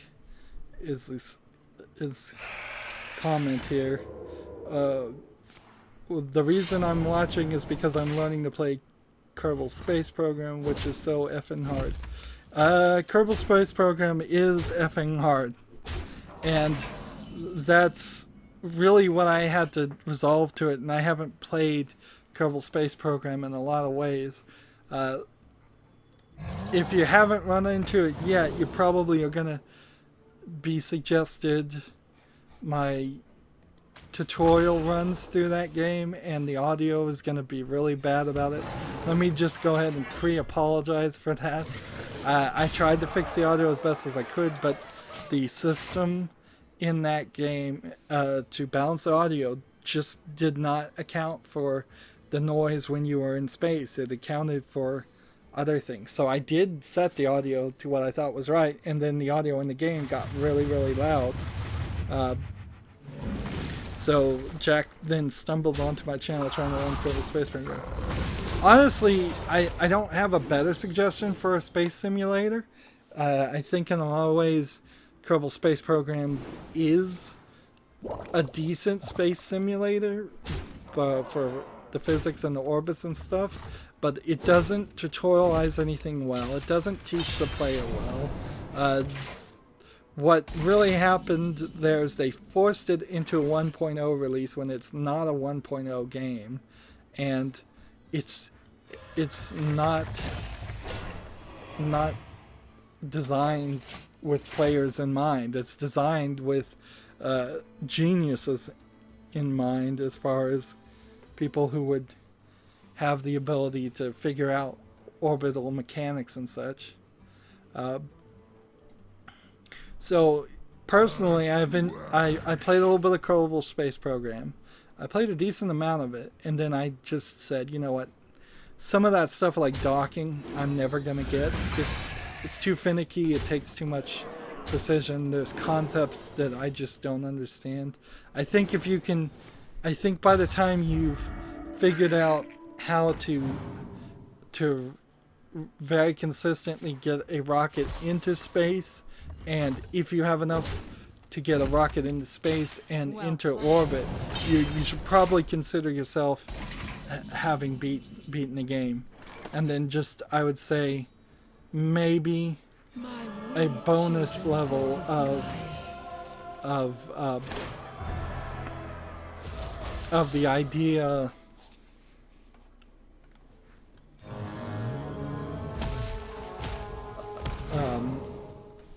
of landing on the moon would be something. Join the pack.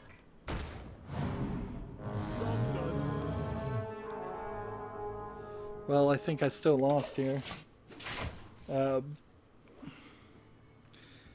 See. Okay, Jack responded again. Don't worry, I've already heard the audio, but it didn't bother me. Yeah, I'm stuck on the docking tutorial. Frowny face. Thank you, Jack, for not being bothered. So many people have commented on that video, and every person that comments on the video increases how many people get suggested that video. And then they come back and they complain about the audio. Even though I have a pinned note saying, look, I messed up the audio, I know it, I can't do anything about it. We've gone 30 minutes, so that's going to be it for this recording, but stay tuned if you're online. If anybody wants to comment or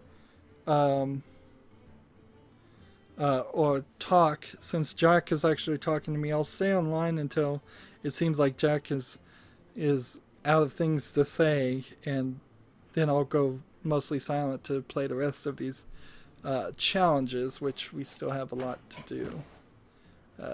One more druid victory and then 2 more hunter things. We didn't make as many wins as I'd like. But Jack says, I believe after a lot of trial and error I could get to the moon. Yeah, if you can get to the moon, consider yourself an expert on it. There's certainly a lot of more things you can technically do, but the game just doesn't help you learn how to play the game at all. It just throws you in this open sandbox and forces you to play. And Jack says, I saw the comments. That's going to be it for this recording. Stay tuned if you're watching live. As always, I ask you to like, share, subscribe, comment, and watch every second of my videos. If you want to friend or follow me on basically any social media sites, there's a whole bunch of links down in the description. Thank you for watching. Have a good evening.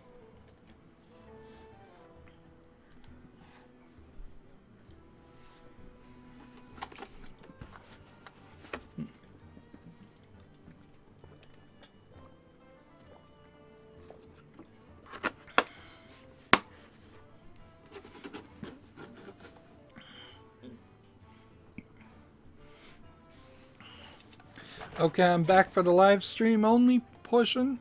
We need one more let's play a little hunter though. Since we need 200 things anyways, let's switch over, keep things interesting.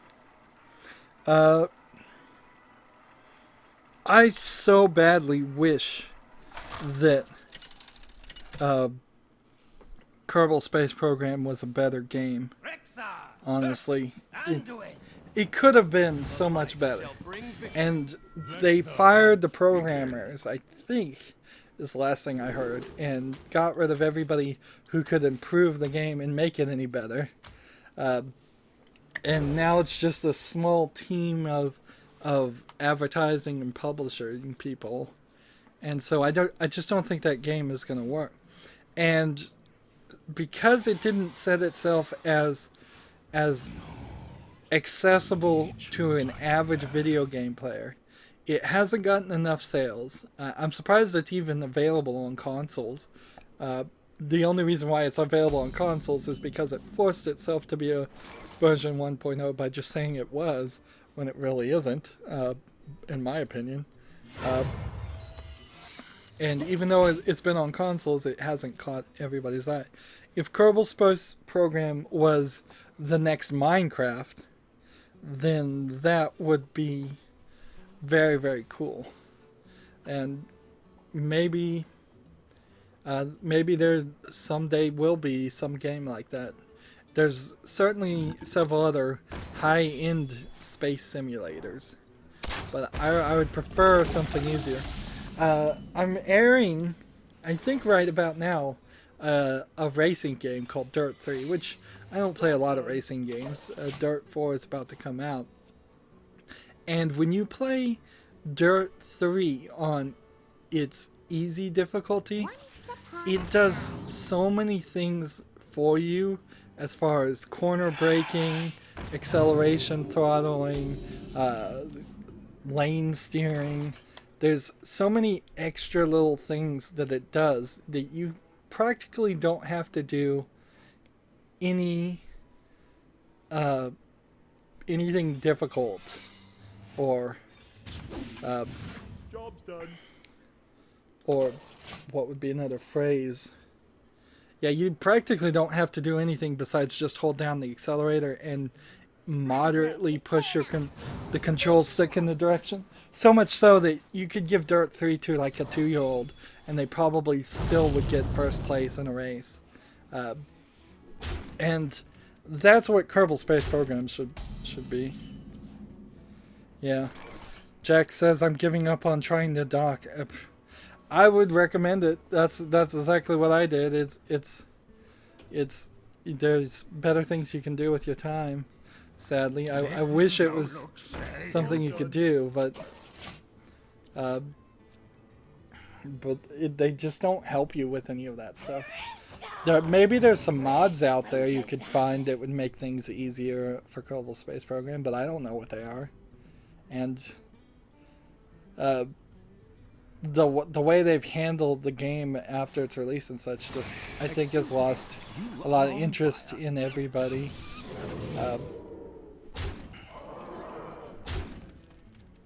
Most players, I think, have kind of left Kerbal Space Program by the wayside. Let's see. 3 here. And then let's kill this one here. In the turn.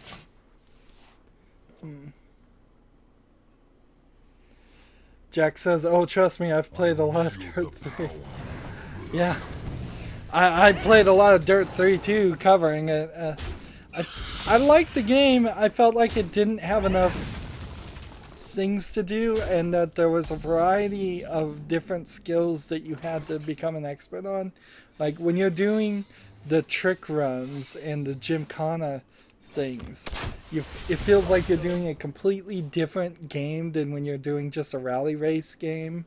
And there's several different types of rally races, and I found myself easily getting first place in all of the rally races and all the racing parts, but getting bored with those races because there was only like 4 different locations that they chopped up into many little tracks that looked or felt very similar. I don't think they're gonna do it, but I have this hopes that in Dirt 4 they take all the tracks from Dirt 3 and the previous games and add them so you have like every single race feels different. There was also a factor in which you would do some of the race tournaments and they were just combinations of several previous races they've done.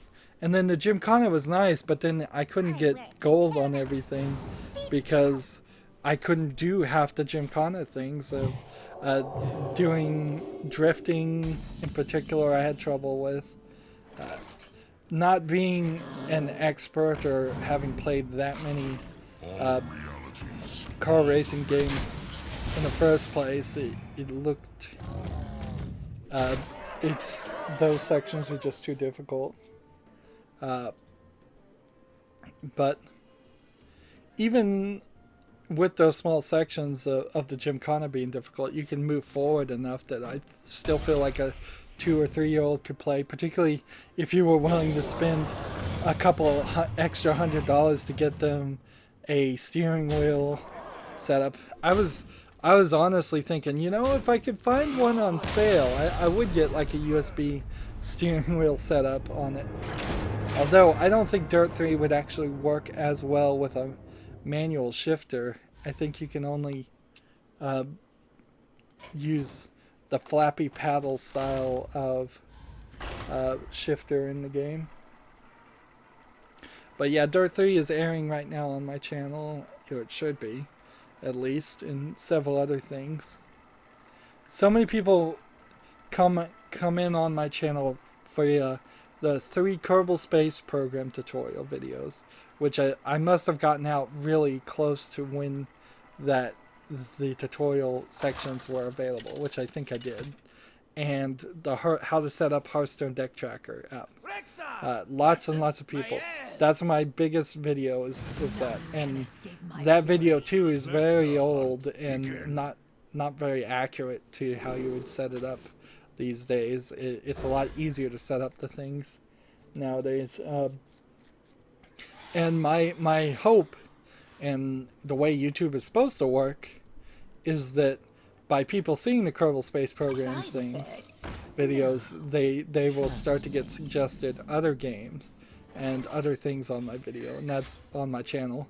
And that's what I'm going for, is the idea of is having a variety of different games that I can play, because I honestly couldn't ever see myself just playing one game over and over again.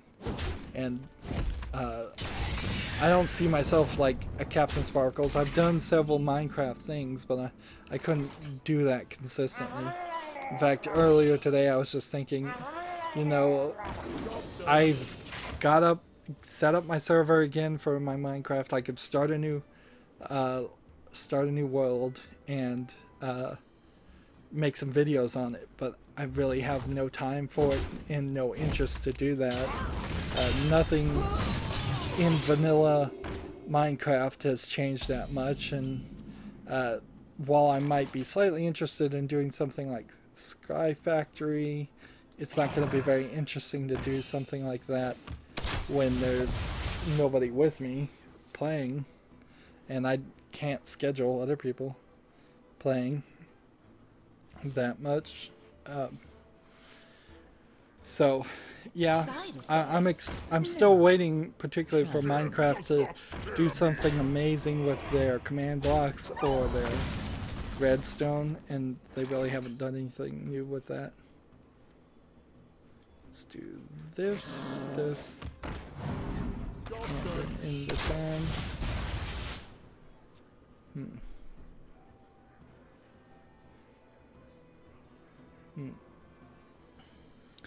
Yeah, I'm with Dirt 3 particularly, though, having just played it, I really have no motivation to play Dirt 4 anytime soon. I feel like it'll probably be more of the same, and for regular people they'll be fine with that because they probably played Dirt 3 a long time ago. Dirt 3 also isn't even available on Steam, so it was an odd video to cover anyways.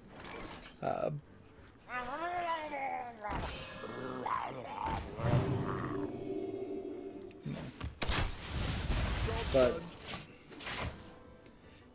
that's the main reason why I think they probably should put all the tracks and stuff. Some oddness on the YouTube side of covering Dirt 3, because in the menus they play all this same songs over and over again, and then they don't play any music actually in the races themselves. So every now and then, if I sat too long in the menu talking about something, I'd get a content ID match on the music playing in the menus. Jack says, I wouldn't say Minecraft is worth your time. I've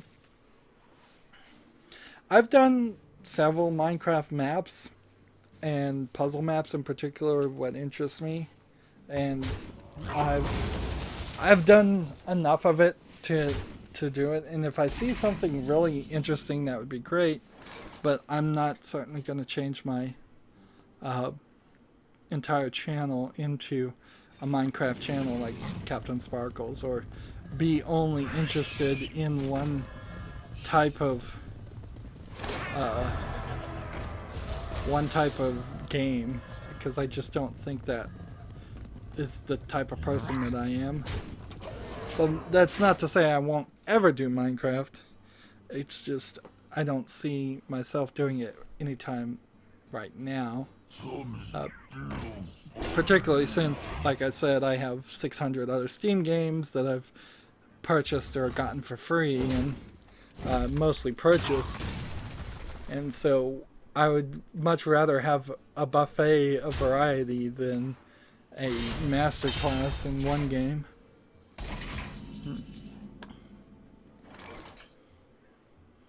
15 raptors it is.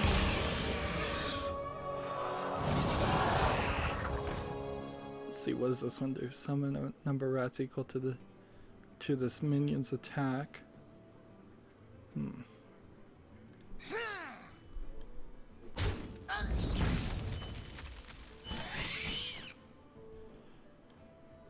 So I'm gonna hope this hits this guy. Nope, didn't. There we go.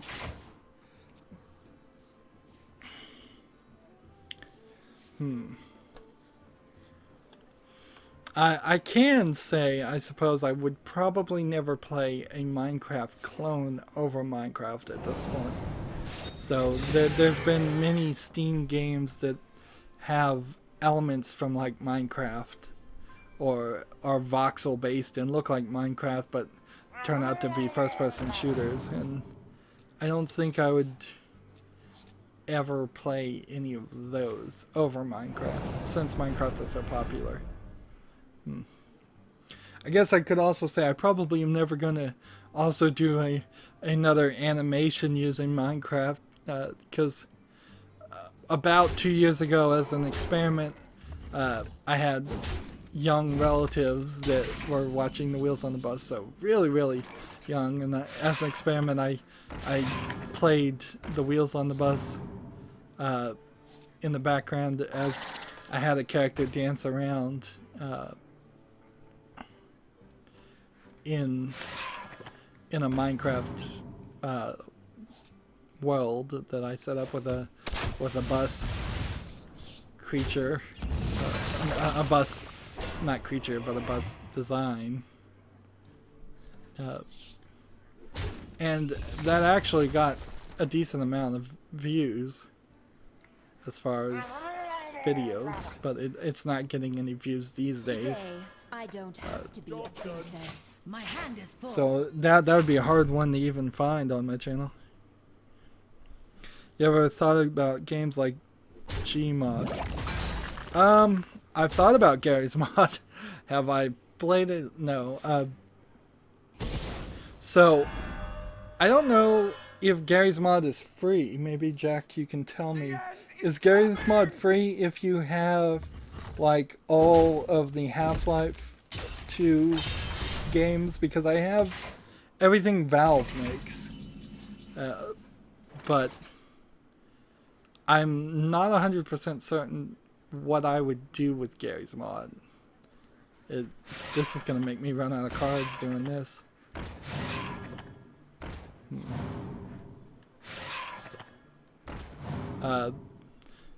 I think mostly you just make Rube Goldberg-esque puzzles and explosions and things like that. Oops. That was a bunch of characters to play for no reason.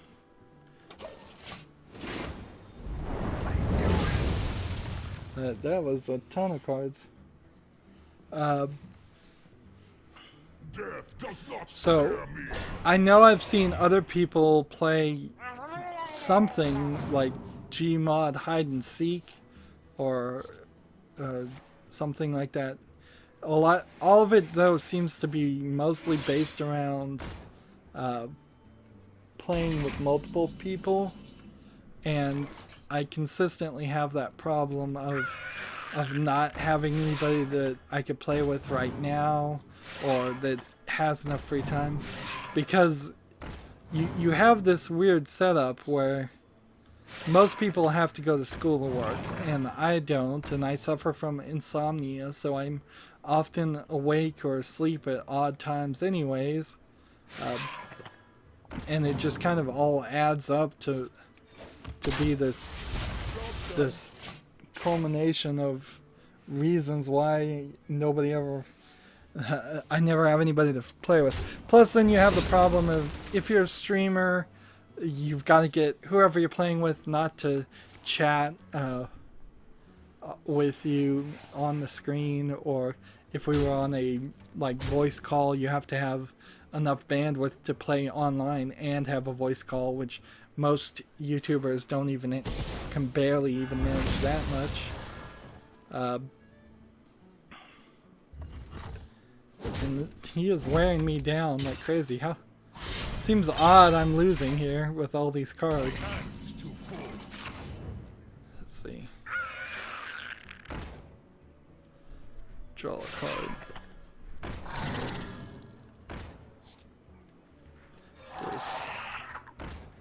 This.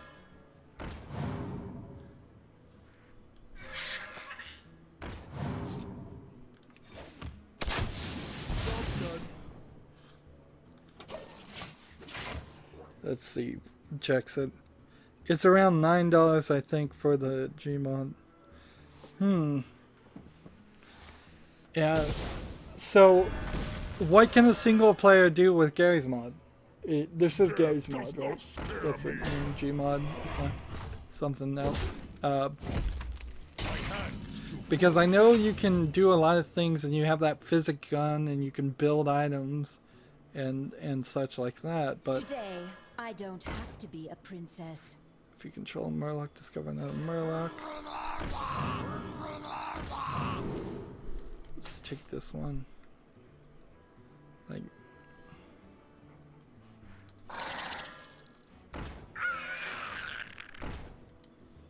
Play another card. I keep doing this and I keep losing worse and worse.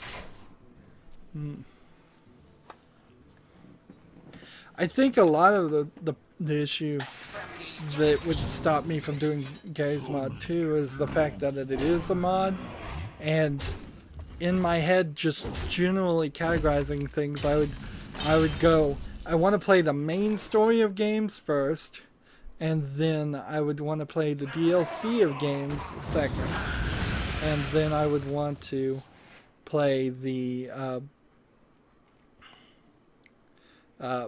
mods third, and then maybe play indie games or small free games and free to play games third. Like, mods get really low on the list of what I would consider just in general speed. Today, I don't have I could to be see a myself princess. easily saying, yeah, don't play. Don't play a mod. It'll be too difficult to install. It's not as low as like emulators or anything else.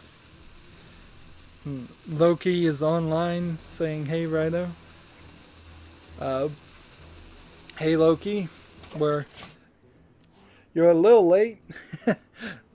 No insult intended, but I'm here at the end of a stream, and so not even doing the recordings now. I'm just trying to finish the daily quest, and then I'm gonna run out. I got a new deck I want to play with you. Haven't played it yet. Let's see. Okay, Loki, let's wait until I can get these games finished though, because I'm having trouble getting victories, and I don't think that we can get daily quest victories done here. Let's just take a break. Let's see. Because I need one more druid victory, and I need 2 more hunter victories. Let's see. Pondering new quests. If you want to play me right now, Loki, send me a thing, and we'll do that. We'll play a game in between. Sure. Yeah, Loki says I just got home a little bit ago. Yeah.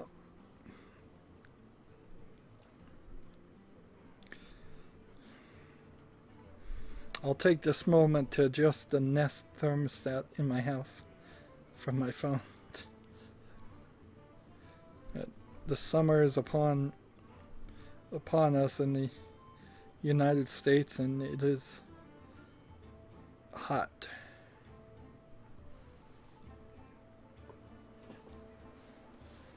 Let's see, Loki, are you available? There we go. Remember, there's a delay, so things I say on to Loki, he may not even hear by the time. So that's probably why he didn't send me a challenge.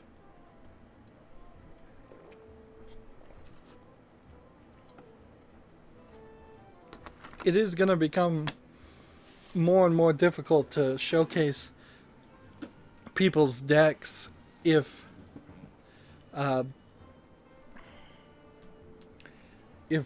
more and more people want to play me. That's certainly going to become exponentially more and more of a problem. But frankly, this is my burden as a YouTuber to bear. If I'm going to have any audience that's going to have any interest in watching me, I have to engage with them and interact with them. Otherwise, they can just easily go to somebody else who will. That being said, if Loki doesn't accept pretty soon here, I'm going to have to move on. And he may be building a deck or something. We should have better bandwidth today, so last time I wasn't even seeing the messages Loki was posting until after I had stopped streaming, because all of my upload speed went away.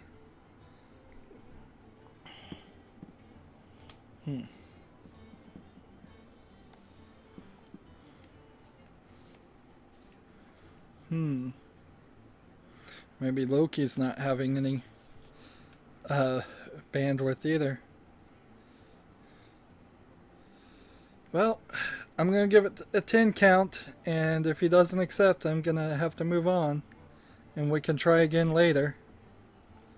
10, 9, 8, 7, 6, 5, 4, 3, 2, 1, 0. So, fair enough, we'll try again later.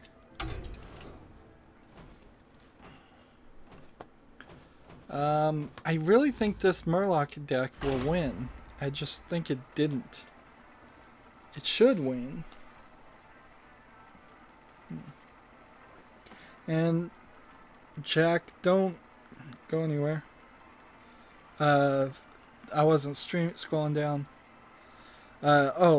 So Loki said that's fine, I can wait. Jack, by the way, I added you as a friend on Steam. If I misplay, it's my bad.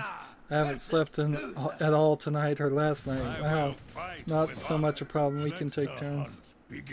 Why is it not working? I had a deck picked and waiting on you, it said. I don't know.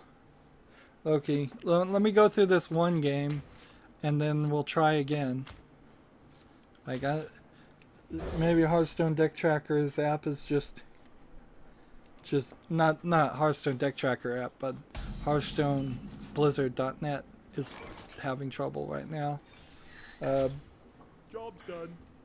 So Jack added me on Steam. Thank goodness for that.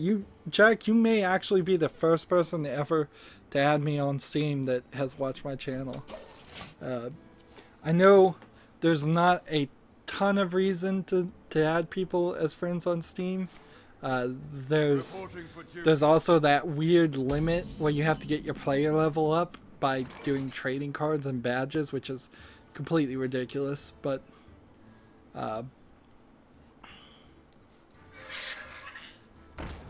discover a new basic hero power. Hold your armor up, I guess. Job's done. But I'll accept your friend request, Jack, on Steam later. And then I need to just make sure I've got it at the bottom of the chat. The way the chat app works on my phone is weird, because if you bump it even a little bit, it seems like it stops scrolling down, and then respond to it. I so wish I could whisper to you in a game. That way I can get messages to you in time, huh? Well, you could certainly do that, but then it would all end up on the video. And I have it disabled for that reason.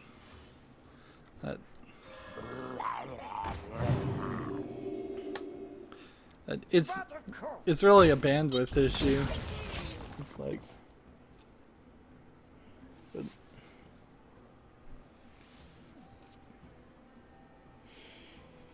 every time anybody comments, it's much better on YouTube things. This has helped my channel considerably.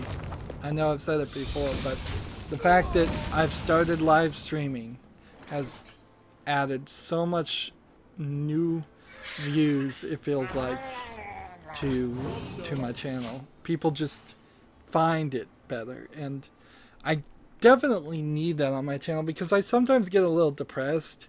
I've been doing this for over 2 years now, or about 2 years, and I've still haven't broken 150 subscribers, and I've seen a lot of other channels that skyrocket, and certainly other channels often are doing other things. Like, I can't really compare myself to a channel like Beyond the Press that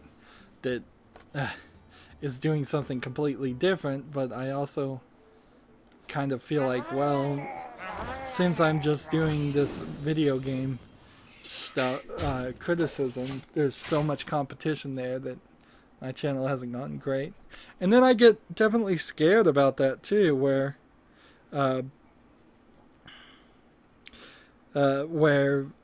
in 2 years of doing this channel, I still haven't been able to make this actually pay for itself over advertising. And then you have the YouTube drama where it seems like more and more people are taking sponsorships deals because they can't, even the big channels can't make money on the advertising.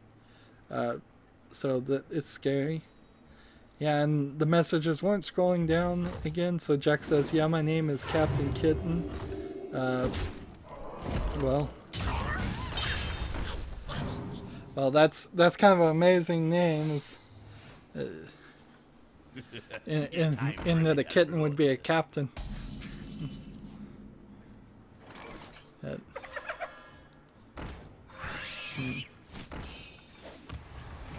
It's always interesting to see what names people choose for themselves on gamers things. Most people pick pretty simplistic names and then put a bunch of numbers after them, or they pick something that at least several other people have thought of, or then they go the other route and they just put their name as their gamer name, and that's not as smart of an idea as it used to be, now that cyber stalking is much more of a bigger issue.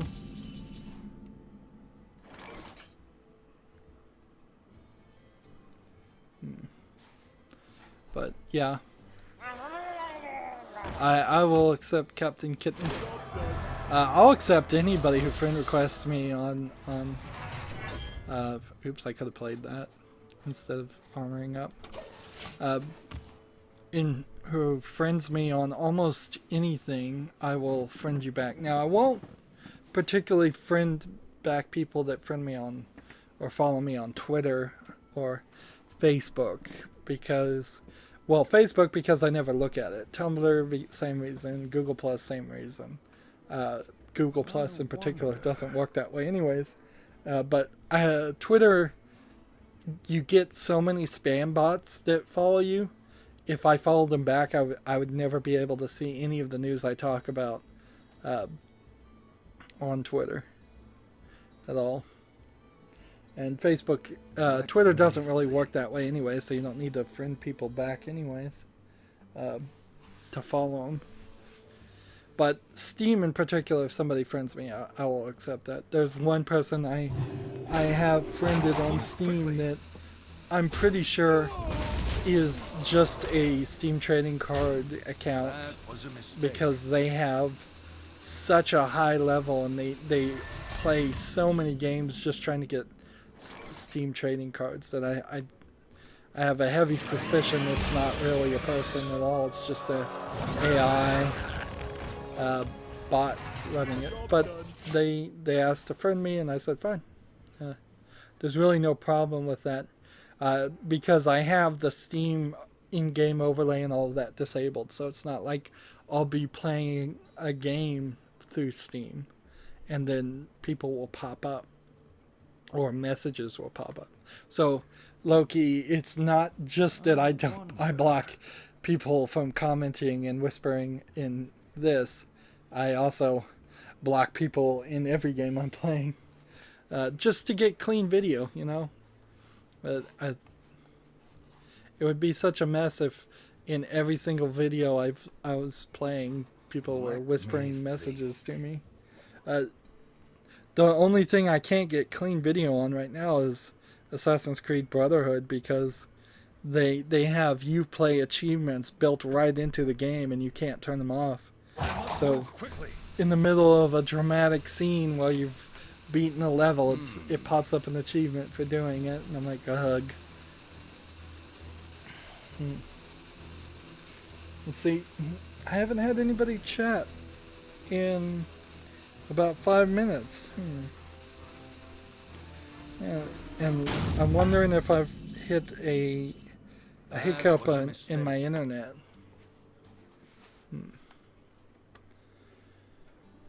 Let's see. I guess we have to do this.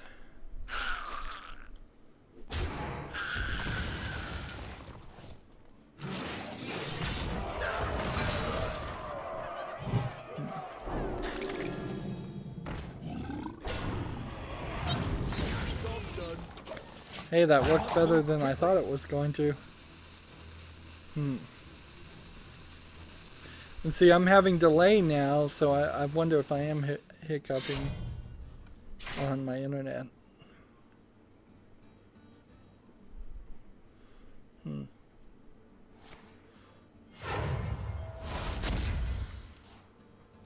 I'm starting to think whether I should save money for a faster internet over even buying a better video card.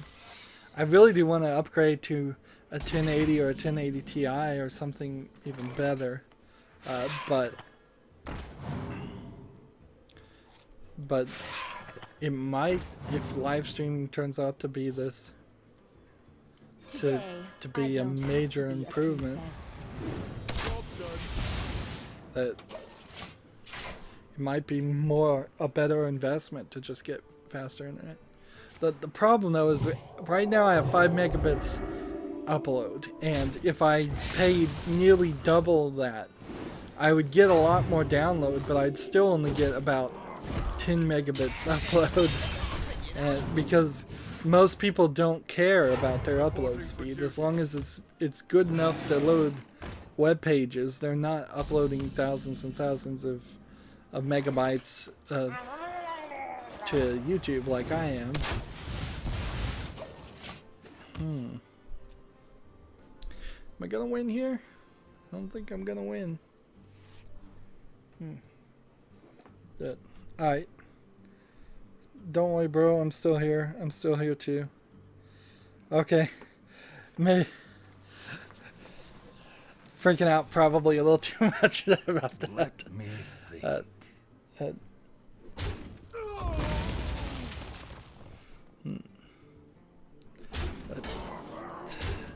How do you get this YouTube app on this to pop up?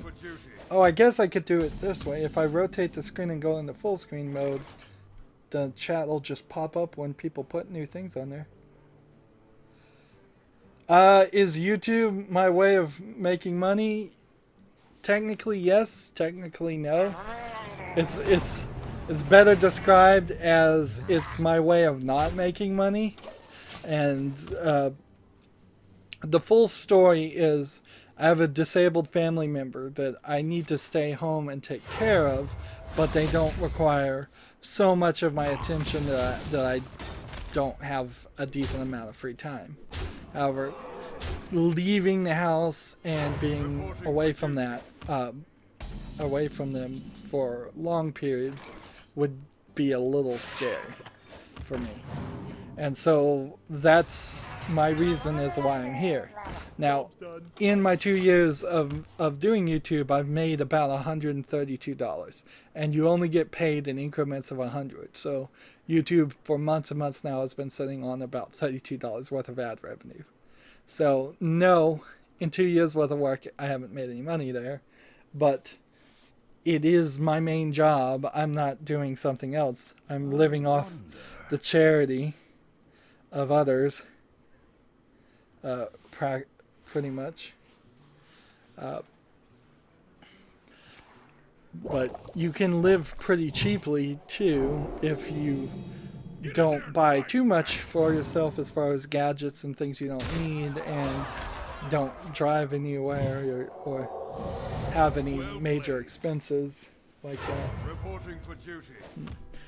It is most definitely my goal to make my YouTube channel my way of making money for the rest of my life, because I've not had a good run of the jobs I have had. I've not enjoyed working for other people. I've run previous businesses that failed, and arguably this is also another one of these businesses. This is arguably another business that hasn't succeeded yet. I wouldn't call it a failure yet. I'm just gonna watch Loki for a moment here. Let's see if he can show off his deck or what. I wonder. So I've much more enjoyed working for myself than working for others. And I would very much love to never have to work for others, because there's just a lot of frustration. In a weird way, I expect almost perfection from people. I was in IT, and I would often get in these IT jobs that they would describe as one thing and turned out to be another, or they would I'd get in IT jobs where I was surrounded by people who didn't know anything about computers or care about computers at all. A lot of people in IT get frustrated with IT in general because it's more dealing with people than it is computers, and myself included, most people that go into IT want to deal with computers, not people. So it becomes this customer service job. Loki says, this isn't the deck I wanted to show.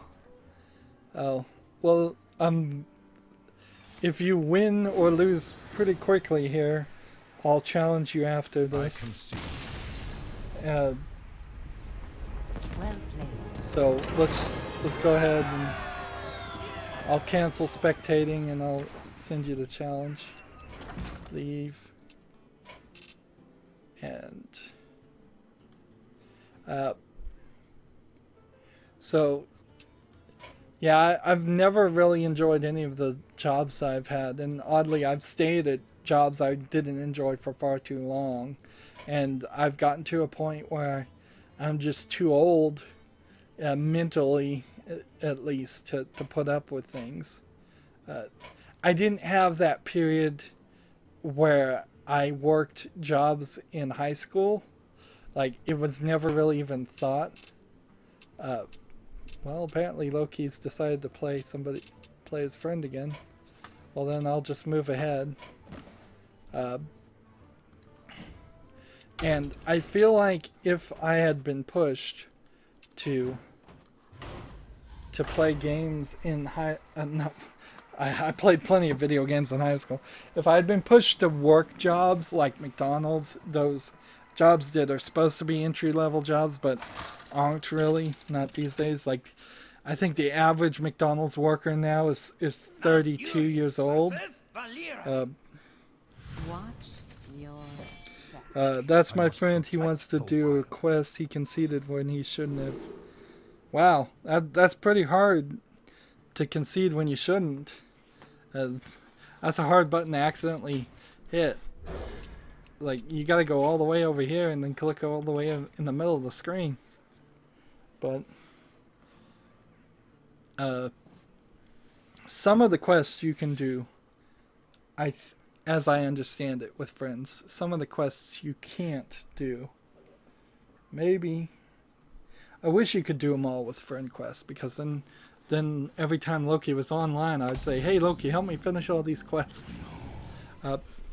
But yeah, I was never required to get a job at all, and that's basically just bad parenting 101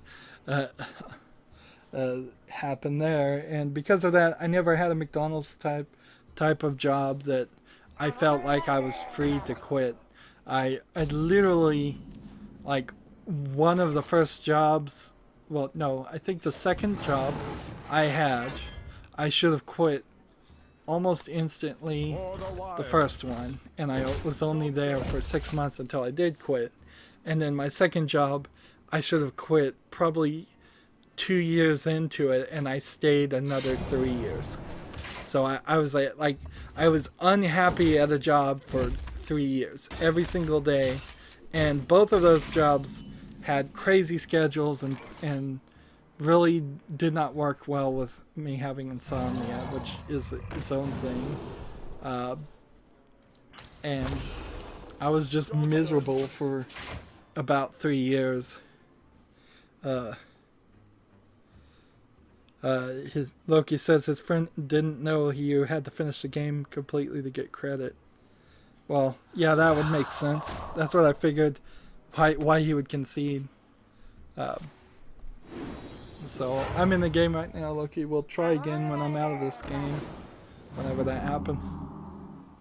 And so, yeah, I could go through the full list of every job I've worked on. I haven't done a ton of them, but after working 5 years somewhere, I worked at a job that swore up and down it was going to go from temporary to permanent, and right on the 30-day mark in which it would have turned into a permanent job, they fired me without any indication whatsoever. And it was so obvious that they had intended to do that all along, that my boss effectively had just scheduled a vacation for himself and wanted somebody to work out. Game finished, sorry about that, says Loki. Alright, well, once I'm finished with this one, which will be a couple minutes, the next job I had the fourth job I had was one where I was working with people that were in a temporary job for 6 months, and the temp agency just sent around like crazy people, and totally actually crazy people who weren't qualified because it was a temporary IT job. And we were doing high level like data collection for a court case, like a lawsuit. And I swear to you, one of the persons was a schizophrenic. One of the persons was like a gangster / on drugs at the time. Another one of the persons was pretty much a lunatic and started a fight. Another one of the persons was a sociopath that was just constantly talking smack about everybody. It was 12 angry men, basically, around the table. I think there were about 12 people around these like party tables that fold out. And every day you're sitting there and you're seeing 6 people on the other side of you and 5 people to the side of you. There's like no cubicles, nothing, and they all just wanted to talk for 8 hours straight, and none of them really wanted to be professional in any way. And it was really just killing me. I'm like, here I'm trying to hope that I can establish that I'm a professional like mid-tier to high-tier IT guy, and I'm just surrounded by incompetent people who shouldn't have ever gotten the job in the first place. And it was such a mess, and there was just no discipline enforced because the people on site didn't care. Players so slower deck when we play. I don't know how good this deck is going to be, but I think it could be cool. I don't know. Alright, I'm not sure which of my decks are actually slower, but maybe the Druid deck here would work pretty well.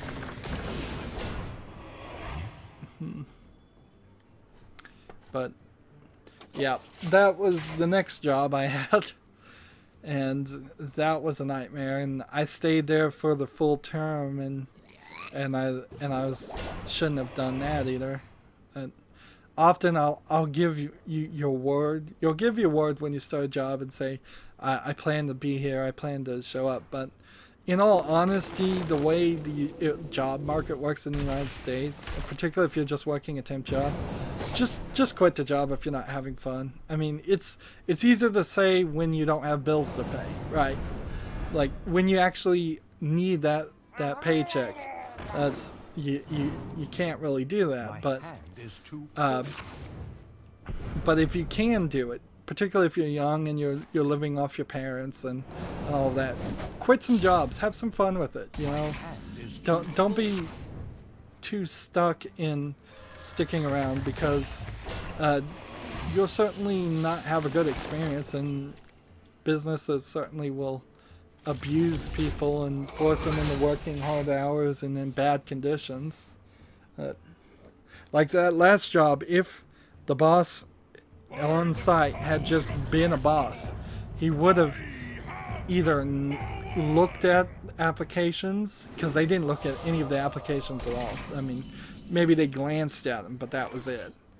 And not hired half the people, or he would have. They would have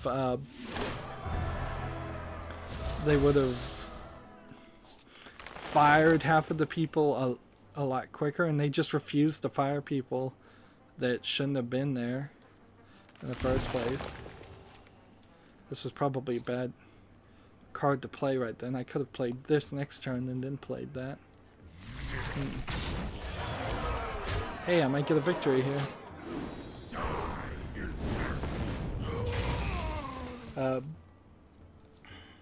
There was one job before my first real job where I was working at a temp agency, and every single temp job I've ever taken has turned out to be horrible. So that's another thing, is that when you're looking for a job and you put your resume online, you get a bunch of temp agency people that want to give you these temp jobs that never go anywhere and are just annoying. Bad experience. But my very first job, I was hired without really any looking at a resume or anything, because I really didn't have anything, and they wanted me to unload furniture off the back of a truck and assemble it with pretty much illegal aliens, is what it seemed like. And they determined that I wasn't gonna make it in about 15 to 30 minutes of working at that job, and it was the hottest day of the year, and there was no air conditioning because we were out in just a warehouse, and at that 15 to 30 minutes in which they effectively fired me, I was ready to go, and I was like, they came up to me and said, you know what, I don't think you're gonna work out. And I'm like, you know what, I don't think I'm gonna work out either. And so we mutually agreed that I should not be working there, and they said, don't worry, we'll pay you for an hour. And that was my first job, and I was like, all right, fine. I was happy with that. But honestly, I'm much more happy to have been fired in my technical first job than I am to have stayed around for 6 months and then 5 years in the next two jobs. But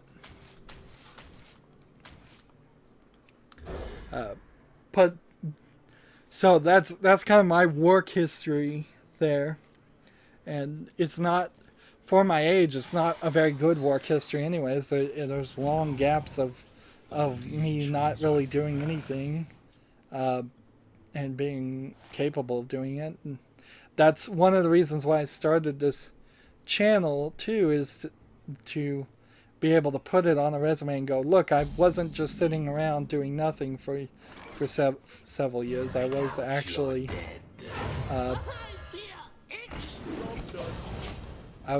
doing something, and that's why I have like 4,000 videos on here. Congratulations on the victory, says Loki. Thanks, Loki. But ideally, I wouldn't want to ever work for anybody else again.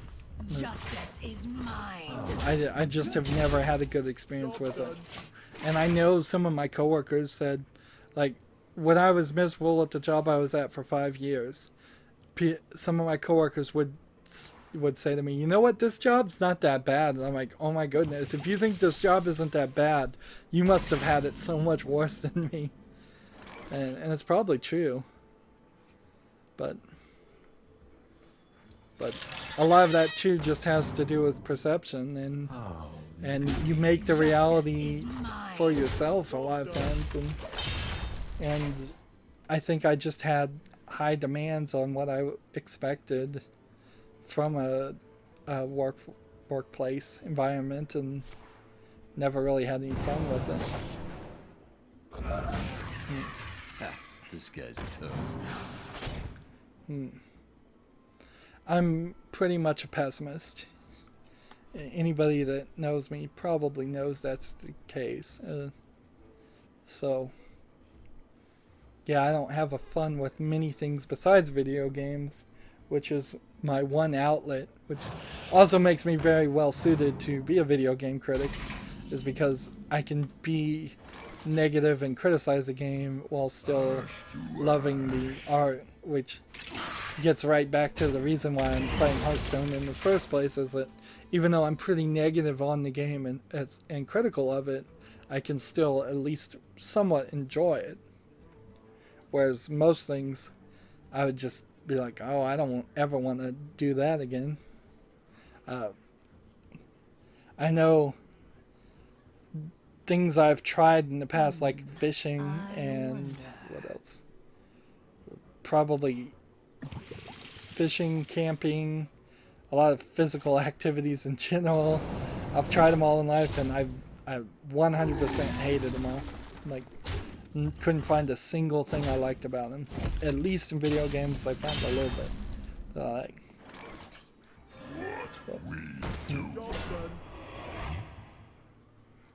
Let's see, make sure I'm getting all the chat messages.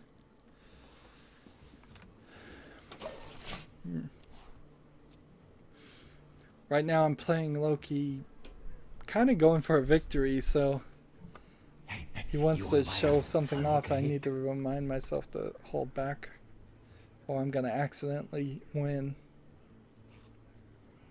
Hey, do you want to buy a funnel cake?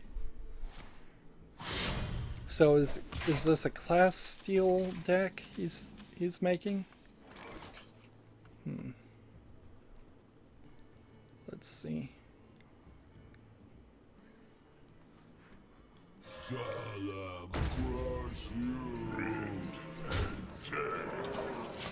Oops, I could have played one of those cards. We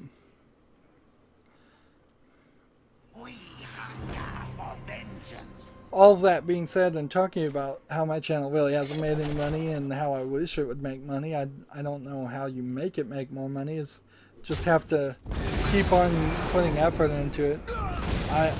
I'm living on the hope and the prayer that at a certain number of subscribers, at a certain number of videos, it just triggers something in YouTube's recommendation engine enough that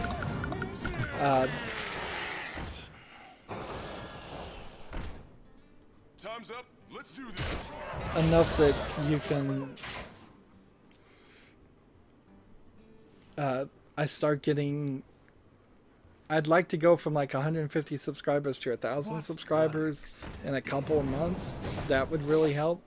If the number of subscribers started equaling a lot more views on videos, like when I schedule a video to come out, it still only is getting between 5 and 10 views by the time I see it in one day. If that turned into 100 or more views, that would be very nice. The real number used to be 301, where YouTube specifically said if you don't have over 301 views on a video, we don't really even care about it enough to look at it. Loki says, nope, not a class seal per se. It has some in it.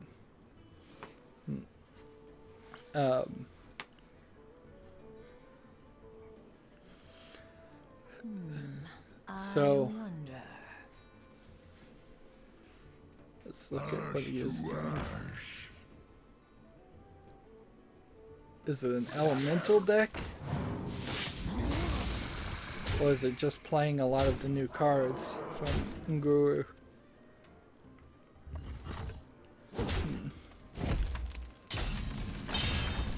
So yeah, if I could get over 300 views on every single video that comes out, I put like every Monday through Friday 5 to 6 videos per day out.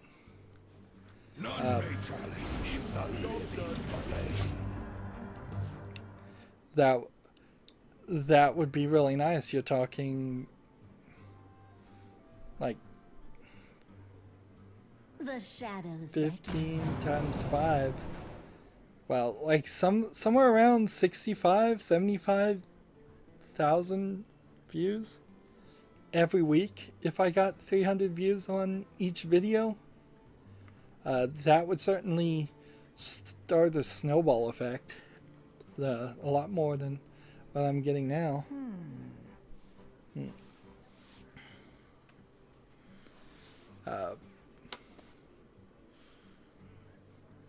If this channel paid for itself enough, I could eventually invest in it to improve the quality a little bit.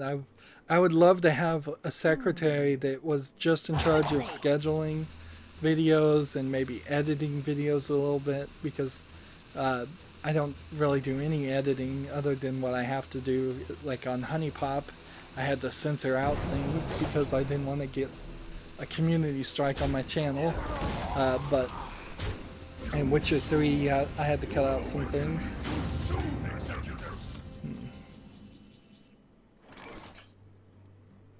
Let's see.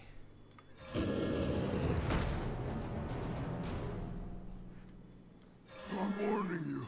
I'm unstable.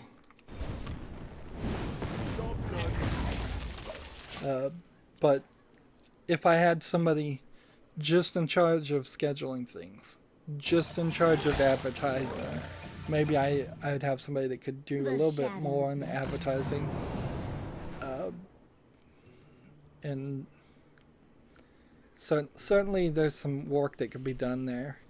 Maybe I could get a good commercial made and spend some income on advertising myself through the ads on YouTube. I'm not sure if that really helps that much to advertise a YouTube channel on other YouTube channels. I've seen people do that on like Captain Sparkles and such, but it doesn't seem like the greatest move. Mostly I think my channel just has got to continue doing what it's doing and catch as many people as it can's interest.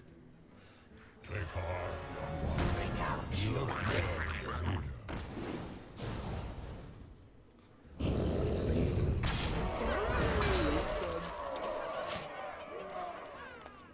So he's beaten me. This was the go dormant. Play 4 cards in a turn to revive this minion. So is this card dormant right now? When it goes dormant when it dies, I want to see how this works. Because this was a card I didn't have. How's this work on this dormant? Ah. It turns into a seed. Interesting.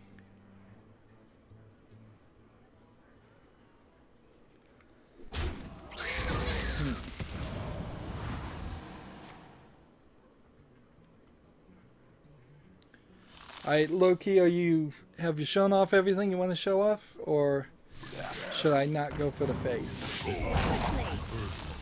All upon us. Well, he's pretty soundly defeating me. Brotherhood shall Nice combination here. And it brings him back to life.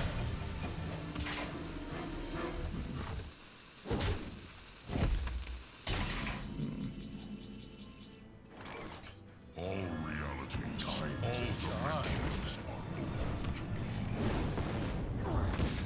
Ishne Alo Pura. There we go. Let's see. Any new comments? Nope. At least none coming up on me, on my side.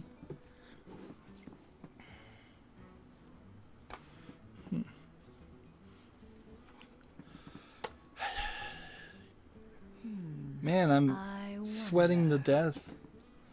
I think my air conditioner schedule turned itself off again. I have my air conditioner set on the Nest thermostat schedule to kind of just irritate me into setting it down if I actually want it cool. So by default, it in many times just sets it. Loki says, "Yeah, I think I have." Yeah, okay. So a lot of times I'll set it to like 70 or 72, and then if it'll hit a scheduled time where it just goes back up to 76, and I'm either at that point gonna have to determine whether I want to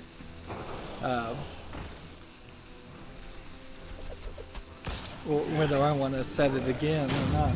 Oh, the leaves are a new animation thing for when they're dormant. Interesting.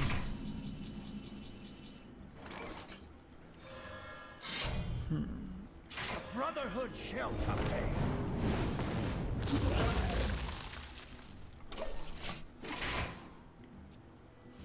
Now the question is, how can I get a victory?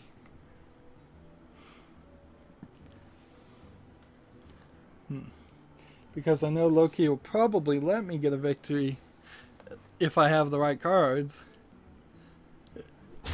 Of course, if he's not going to let me have a victory, he might as well just take me out.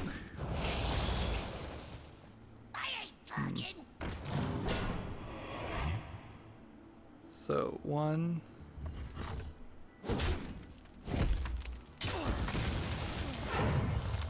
2. I like this leaf idea. Dormancy could be a cool idea that could be added to a lot of things. But I can see when playing a card like this, Dormancy is going to be a kind of difficult card to play.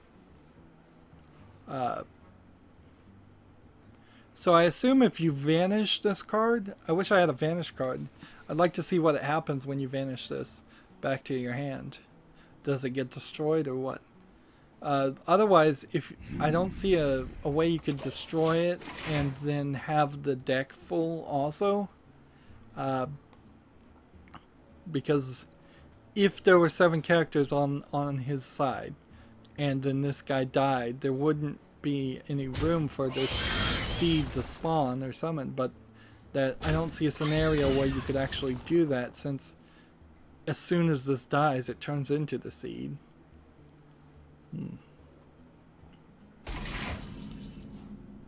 Let's see. I'm just hoping for a random hit here.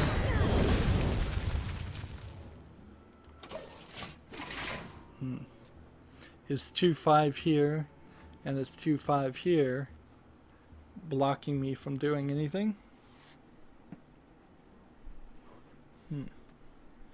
Loki says, you can win. I know you need the experience for the rogue. When they are dormant, they aren't affected by spells or effects that affect minions. Thing. Okay, well, that's pretty good, isn't it? Yeah, there needs to be a whole rogue-style dormancy thing. I hope I get a rogue victory as this guy. I should, but that would kind of suck if I didn't get the experience Thing. from that. The shadows beckon.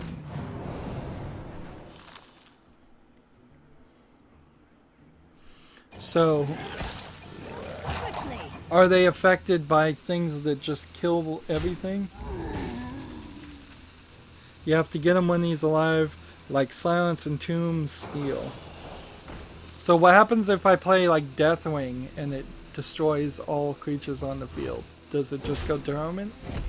Dormant? Or if it's already dormant and I play Deathwing, what? Do you know what happens then? Hey.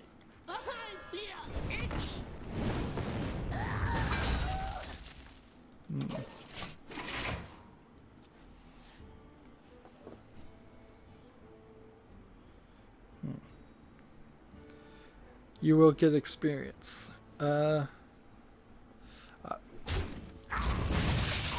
Good.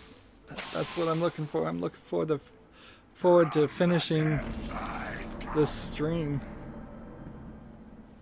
It's been a good stream. Certainly making up for those two when nobody was on, but I bet it's just going to be up and down when I live streams. I bet there will be in the future some live streams where nobody's around, and there will be some live streams where there is somebody. Lots of people around. Seems like we might have lost Jack at some point.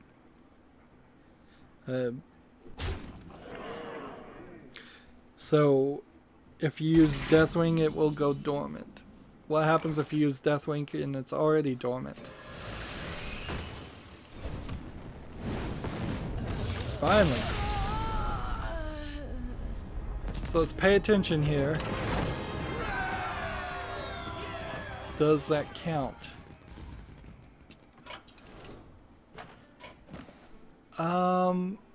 No, it didn't count because I was playing the wrong deck. Oops. Well, Loki, I'm gonna say let's play Hunter if you want to try again.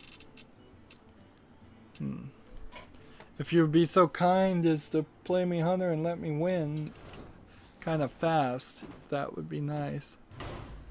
So I've got this one. I'd like to get 2 victories and wrap up here because I've gone about an hour now extra over the regular stream. Rexa versus Maiev. Loki says if it's already dormant, nothing happens on Deathwing. Interesting.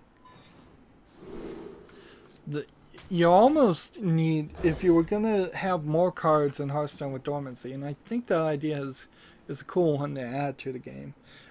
They always do this with expansions. They add some cool ideas and then don't go too crazy with it, and then they never add any more cards because the whole idea of jousting was introduced a long time ago, and we really haven't seen the joust mechanic ever touched upon again. It's not even a key phrase.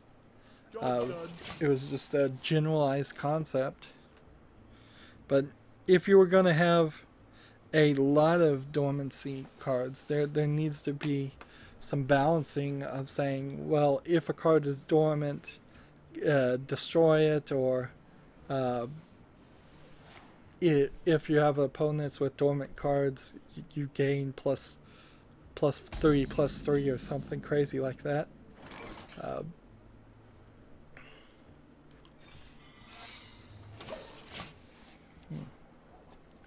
Nothing really special about this Hunter deck.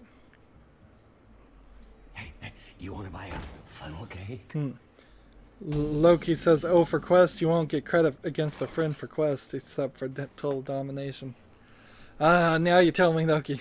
I thought that was the case, but whatever. I was gonna see if I could get it to work anyways. Maybe see if the game had gotten a little bit kinder on that.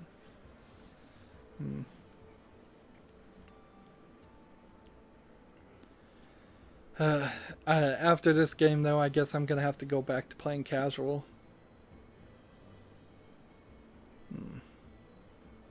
Ash to ash.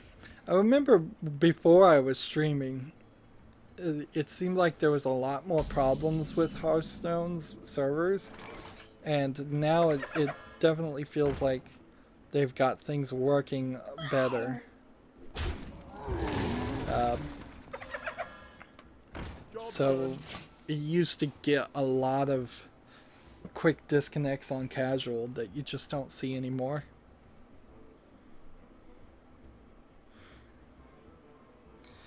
Jack comes back. I'm still here just listening and playing Arma 3. What is Arma about? Is that a... Think. Let's see. I know I've heard of it, but so many games rattling around in my head. Is Arma a first-person shooter? Or is it a strategy game? There's a lot of first-person shooters that This guy's tough. I'm picking and choosing which I want to play on my channel. I don't want to get too bogged down into it. The big ones like Call of Duty and such, like I know there's nothing new I could add to that conversation as far as Call of Duty and such. People that love Call of Duty will play the next Call of Duty. The people that have never played Call of Duty can probably get better critical reviews of it. So that's not a game I'd particularly have high on my list of priorities. I'd much rather play an obscure point-and-click adventure that nobody's ever heard of, like Hector, than play something that's a AAA well-known thing. That being said, there are some games like Bayonetta that is pretty well-known, but I still want to play because I enjoyed it myself. The difference there is Bayonetta is an action game and Call of Duty is a first-person shooter, and my least favorite style of games is first-person shooters, which makes me a little bit weirder than most video game players, and I feel it lets me do my channel a little bit differently. I've certainly seen a lot of YouTubers that just try to play all the newest things, and I haven't seen it actually succeed that well.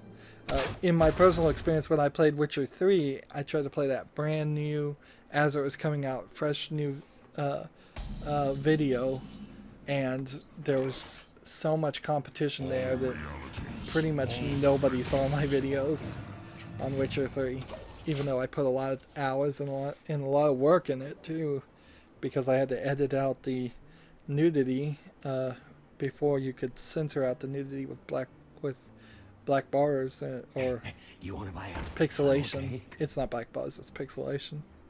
The events sometimes allow quests with friends, but it doesn't happen too often. Yeah, maybe that's what I was thinking of.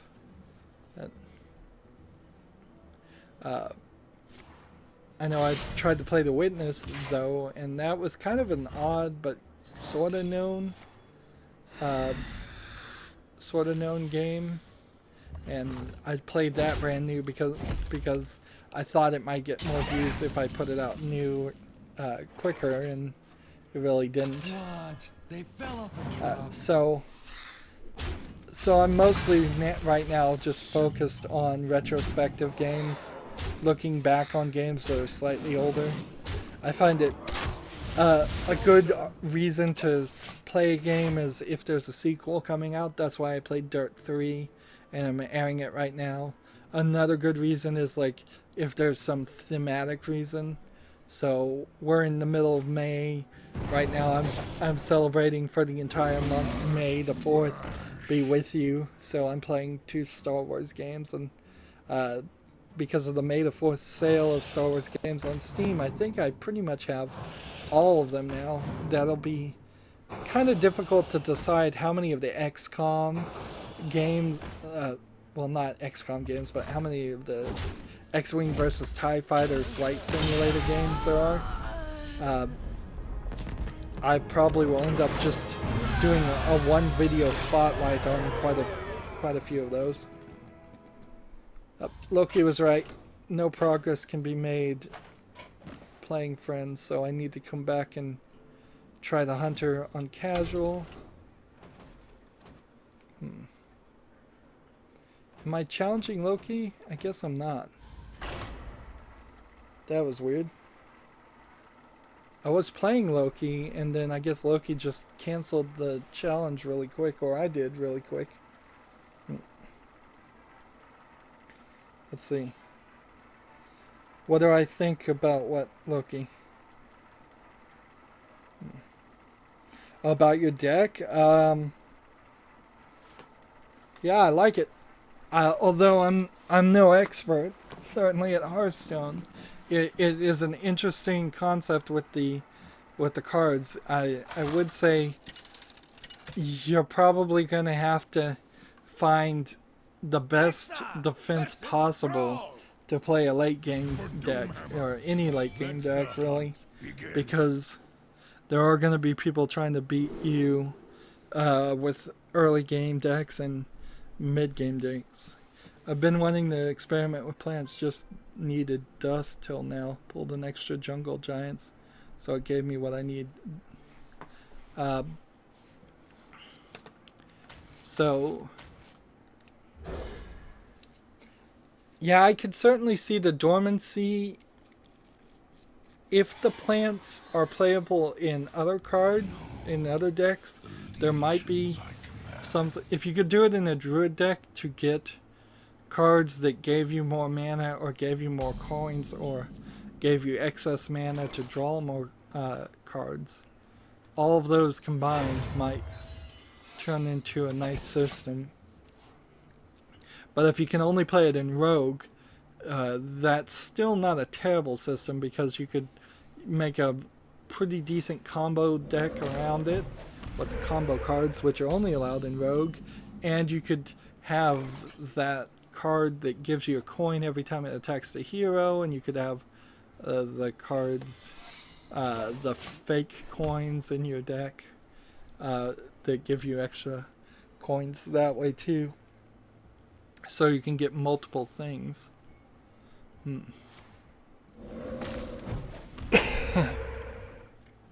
I'd be interested to know if you put like a power buff on one of the plants and it goes dormant and then comes out of dormancy. It probably wouldn't have that power buff, but it would be cool if it did. So if you gave a card like +1/+1. The deck is built to be control, but I really haven't tested it against faster decks. I think if I was a better player, I probably could have beaten your deck if I was trying to faster. Playing faster. But that was 2 ifs. If I was a better player and I was trying to beat you, and I probably would need better cards. You think all plants are in Rogue? You can still certainly do a combo deck with Rogue, and like I have a combo deck right now. If I had those plant cards, I'd throw it in there. Did you have? I think I saw you had a way to summon a 1/1 copy of it, which I think also improved your use of it, because then the 1/1 copy could die and then come back as a, I think 3/2 was the point. Buffs don't stick through dormancy. Yeah, I figured they wouldn't. I needed to save dust for Van Cleef so I can make Miracle Plant Rogue. I've been seeing it on the ladder lately. Yep. Well, I don't look at the ladder at all. That's the part of Hearthstone I pay no attention to is what the pros are doing. Let's see. I guess I have to do this and then this and then here. This,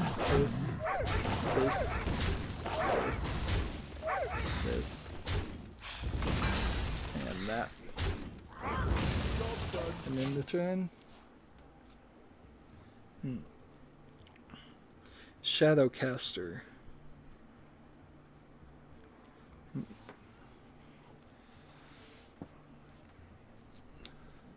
I know one of my decks in particular is really, really bad. Needs to be rebuilt. I'm typically like to just stick with what I built until the next expansion and not spend any more energy on it, but one of them, I think the elemental deck I have, it has proven itself to not be worth the effort. Let's do this and that. We haven't seen any new daily quests that say we need to play a certain number of elemental creatures, and since Hearthstone and Blizzard haven't made a couple of other announcements, you would think that that would have shown up if it was going to be a thing. So playing elemental cards is probably not worth the effort. Shadowcaster is the one that makes 1/1 copies, yeah? Ah, yeah. So that's how you got another 2 legendaries there. 5 damage and 2 to the side.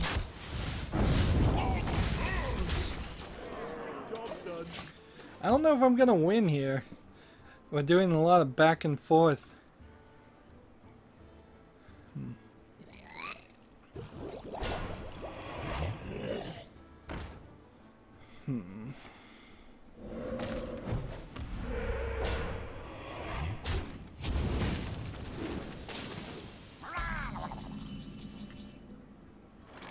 Play Snake Trap.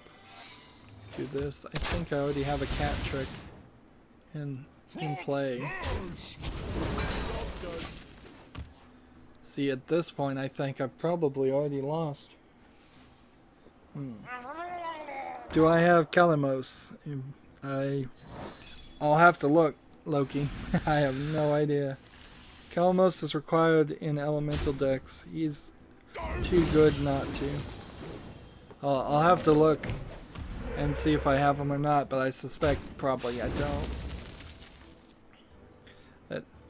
I'm pretty bad with names on these cards. I can say, yeah, let me have that Murloc that gets +1 attack, but I would never be able to remember that his name is Murloc Tidecaller. Although, theoretically, that would make it easier to remember instead of remembering all the stats, but then you still kind of need to remember the stats anyways, don't you? Otherwise you don't know what the card does. Yeah, I've lost. There's no way around this.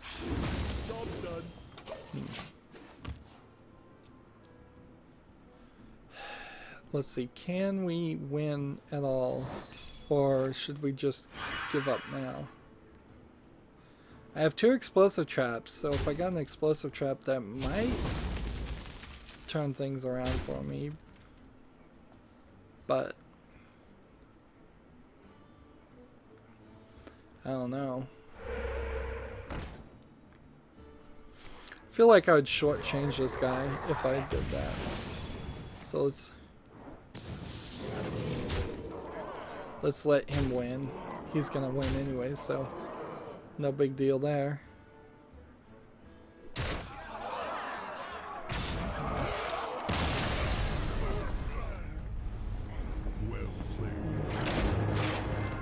I think the Shaman class legend. I think he's a Shaman class legendary. Well, I'll come out here into the deck and just type in his name and see where he shows up. Just type in Kali, K-A-L-I. Servant of Calamos. If played an elemental last turn, discover an elemental. Crafting mode. Calamos Prime Lord. If you played an elemental last turn, cast the elemental invocation. What's the elemental invocation? No, I don't have it, Loki, and that's probably why I don't think I would play elementals anymore. Druid or Hunter is what we're still looking for victories for. Do I have a different Hunter I can play? Murloc Beast deck. So, like, this Cry Elemental Death may be the one I need to change. Because it's a mage thing. But I think maybe the Druid one needs to be changed too. I'm certainly going to have a lot to think about next expansion as I get more stats from the Hearthstone deck tracker about how many of these actually succeeded. But then the next expansion will probably just introduce all new cards with all new concepts, and I'll want to rebuild them all anyways. So it'll be too little too late. I wish we had infinite numbers of decks we could make. If I just had 9 more decks, I would make the top ladder decks easily and just say, okay, let's actually get some victories here. Like this deck here has a 0 out of 5 wins. No, 0 out of 4 losses. So this deck, which seems on the face of it, since it's a Murloc deck, should be a winner, seems to not actually be a winner, and I am not sure why that's the case. Probably because I've got something else built around it. Probably need to get away from the quest things too. I shouldn't have done that. Job's done. I'm gonna hold on to Stampede till really late in the game if I can. So Battlecry, Inspire, Death Rattle, Murloc, Battlecry, Death Rattle, Quest, My favorite. Death Rattle, Battlecry. Yeah, this deck seems like it's all over the place when it should just be a simplistic, easy to figure out Murloc deck instead.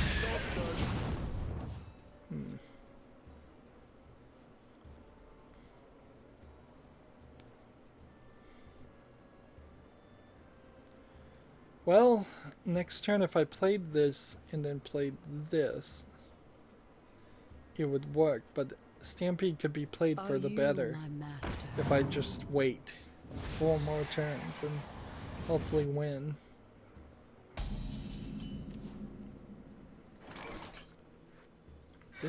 This, control, attack, end the turn.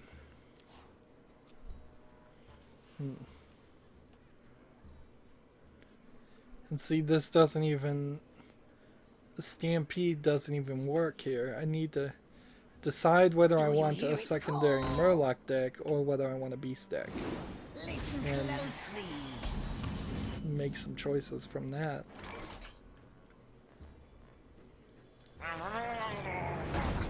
Let's kill that guy. This. There we go. You should play Shaman for Murlocs. Well, I think I do have a Shaman Murloc deck, but the problem is the daily quest that I'm trying to finish right now is built around winning with the Hunter or Druid. Beasts have charge. 7 1-cost minions. This.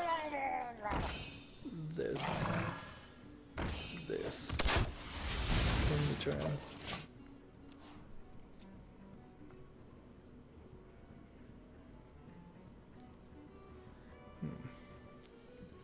So ideally I want another one cost minion in the draw, and then I could play this.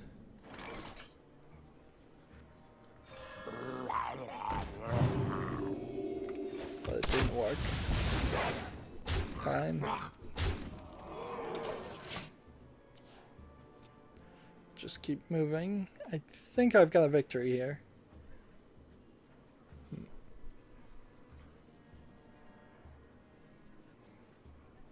This is play one cost minions, not a one cost spell. So I need to get one cost minion What to do? to then play Stampede. It'd be nice if it's a one cost beast.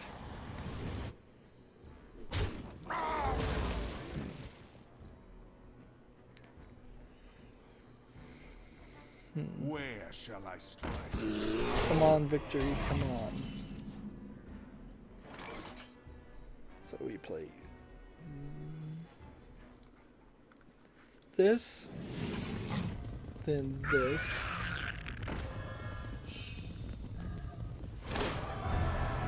and then we play this,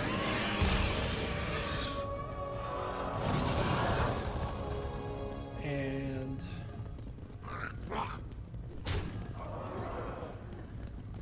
that. And I think that's all I want to do. That Stampede didn't work as well as I had hoped.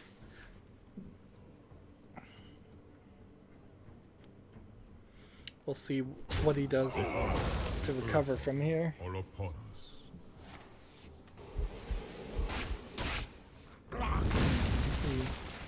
He manages to kill every single one of my characters. That's what he does.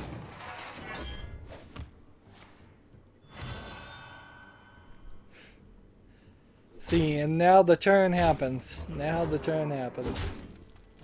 I thought I was gonna win, and then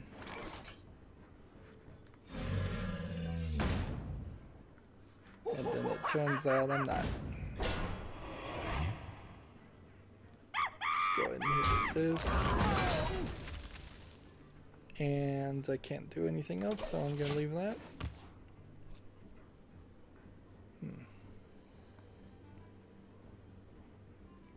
Cthulhu! Cthulhu! Cthulhu!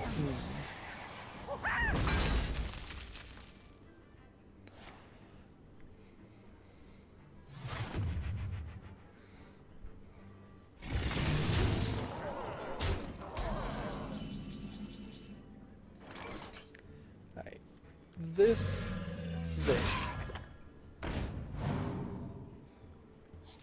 This. And this.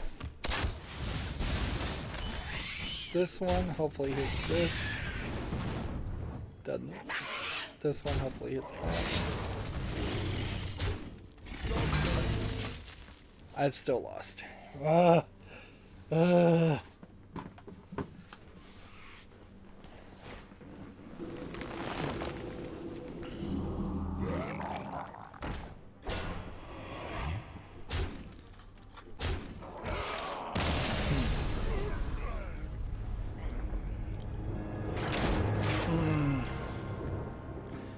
And this is the part that makes me say I don't like it. So Murloc Cry Beast attack is... I want to see if I can just change this one. Where are you? Murloc Cry Beast attack. If I look here at beasts, can I put more beasts in my deck? I could craft this. I guess that wouldn't be crazy. I could craft one of these, a second Stampede.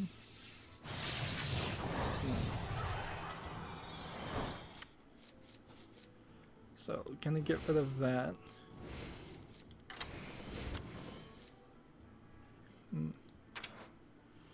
And then I'm looking for like 1 mana beasts. And they need to be in here. So I'm gonna start taking out Murlocs.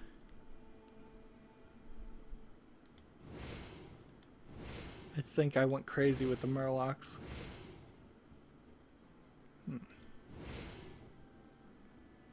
And you know what? I think I might put the Juggler in here too. Get rid of that Murloc. Get rid of that one. Actually, I should have kept that.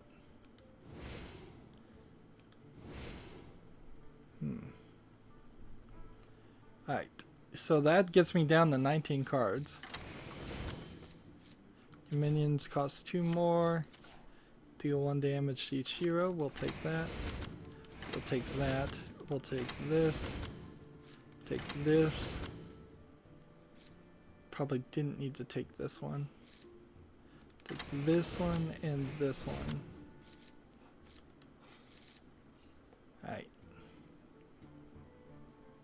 Get rid of that for that.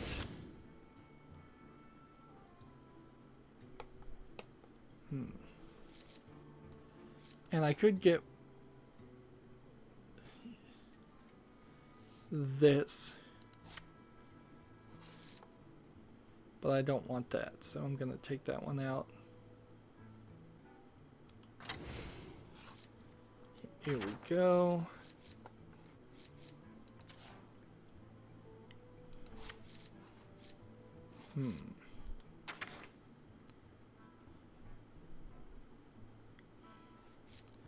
Put that in there. That wouldn't be terrible. Adapt my Murlocs. We don't need that, so we'll take that. Give your random beast in your hand +1/+1. Summon a random beast. Add a random beast to your hand with Infest. If you summon a beast, summon a random beast. Beast have charge. Let's put that in there.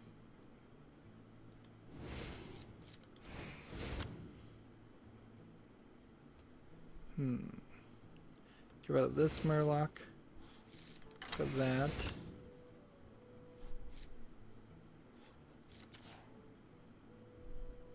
Whenever this attacks and kills. After I want this guy in there too. Let's see if we can get rid of something. Like we'll get rid of maybe an angry chicken.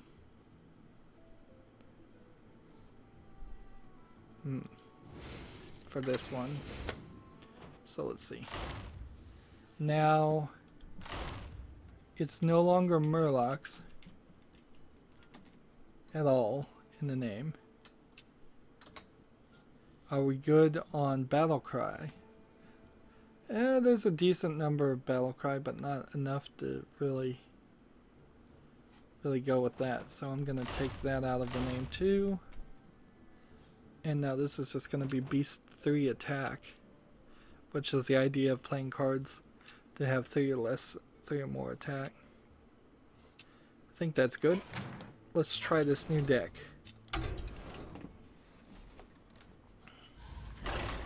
Here's to better than a 0 out of 5 game win ratio.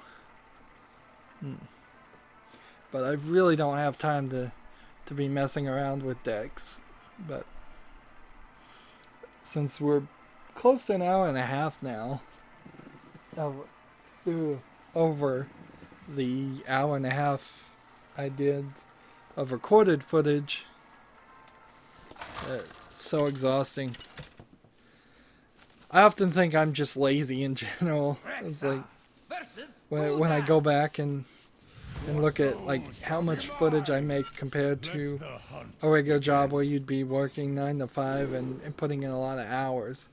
I'd like to think, or at least explain it away to myself, as I'm doing more heady work that requires mental thinking, whereas a lot of jobs you're just sitting around waiting for a phone to ring, or, you know, waiting for something to happen. But I'm certainly not getting 8 hours of actual effort out of myself on a daily basis. But I'm okay with that as long as I don't fall too far behind on my recordings, and I may be falling a little bit behind because I was sick, but I was kind of making progress to getting further and further ahead. I want to be at least 1 month, if not a lot longer. Oops. I'm sitting here not paying enough attention.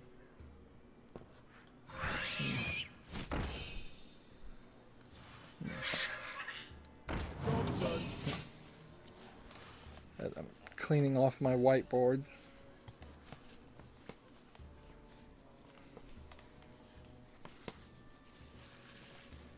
Why do you call?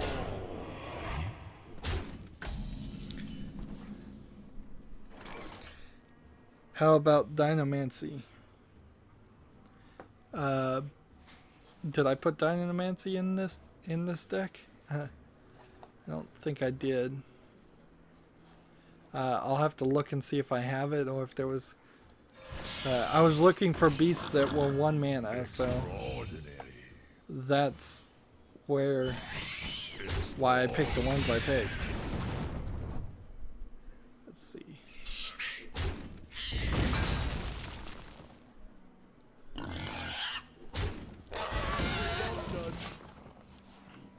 That was a lot of dead beasts, considering I could have played this guy.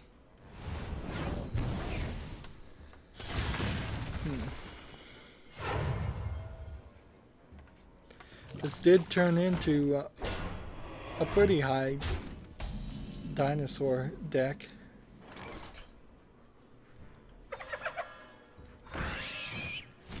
Job's done. 2 more 1 mana minions need to be played.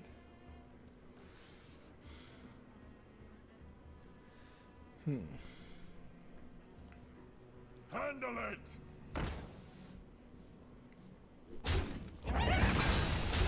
Come on, victory. Don't leave my grasp.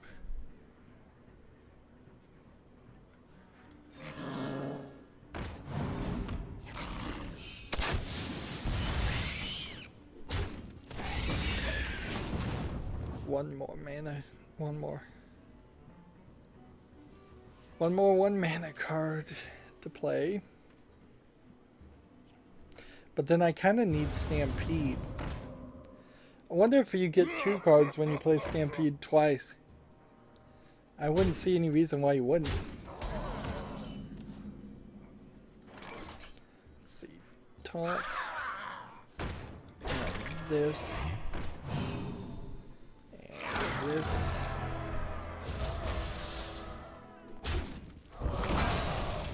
And attack.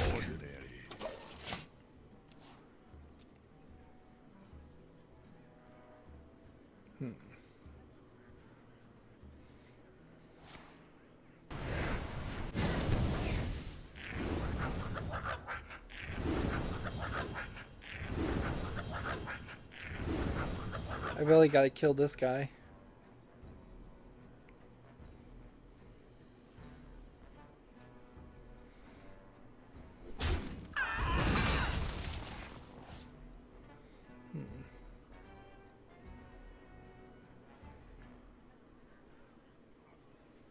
My shield for Argus. Oh, the 7/6 is gonna kill me.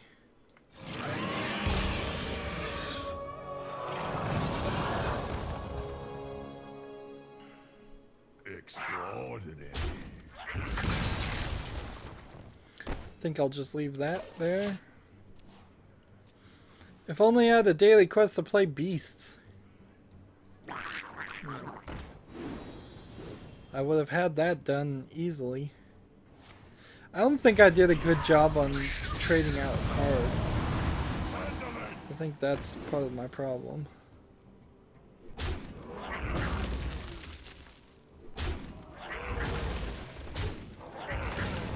Well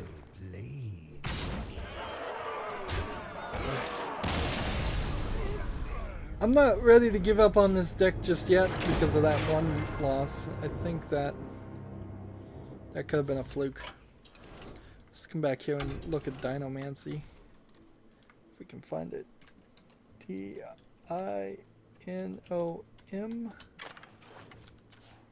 Cruel Dinomancer. Dinomancy. Your hero power becomes... Yeah, I don't have it. That's why I didn't use it. So many decks you could build if you just had the cards in Hearthstone. And that's something that would be really cool to do, is if this channel paid so much that I could just buy a couple extra 100 packs of cards each expansion. I think it was somewhere between 400 and 600 packs that were needed to get a complete collection of everything in this most recent expansion. A lot more than the 50 I was willing to spend. Spend gold on. Let's see. I don't think I need Stampede early game, so we'll leave that one out.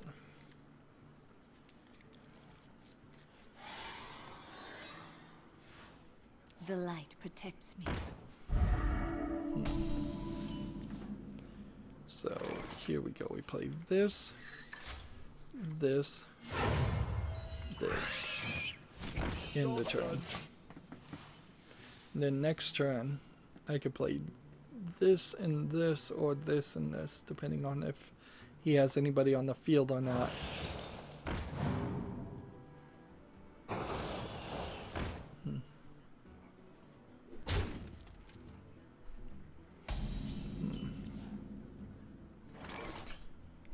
And see, this is one cost minions, so this counts here, and this counts here. And doing this gets rid of that.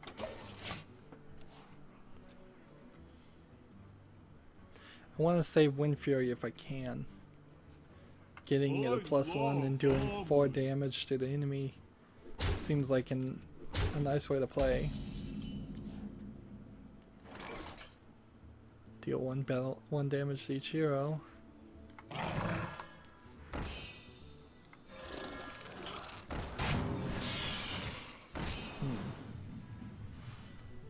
Okay, how do I want to play this? This way, and then this way. And I have enough to win next, well, not win next turn, but get the quest done next turn.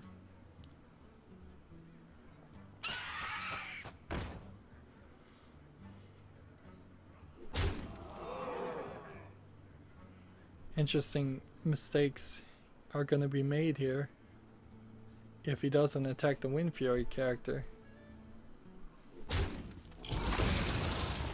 Yep, mistakes were made. I don't know if he's intentionally letting me win or what.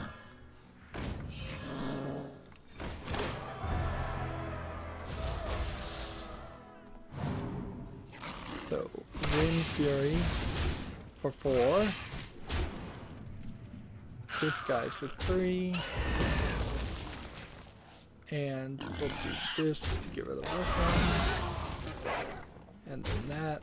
And then in the turn. Next turn I've got an 8/8. And he doesn't have much of anything. He's got 2 1/1 Raptors.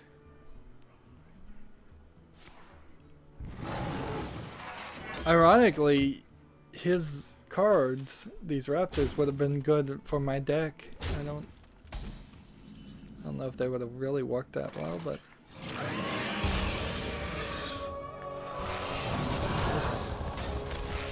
this. And then we're just gonna play a little control here. And that. I would not mind if he conceded right now, though. Trying to save time. How often do I stream? I stream roughly every 3 days, because every 3 days Hearthstone gives you 3 daily quests. So that's the rough of it. Now sometimes I get a watch and learn quests, and that means that there's less of a reason to I don't have to be a princess. stream that one day, and so I'll push it off for 4 days, but roughly every 3 days. It's not a daily thing or anything like that, though.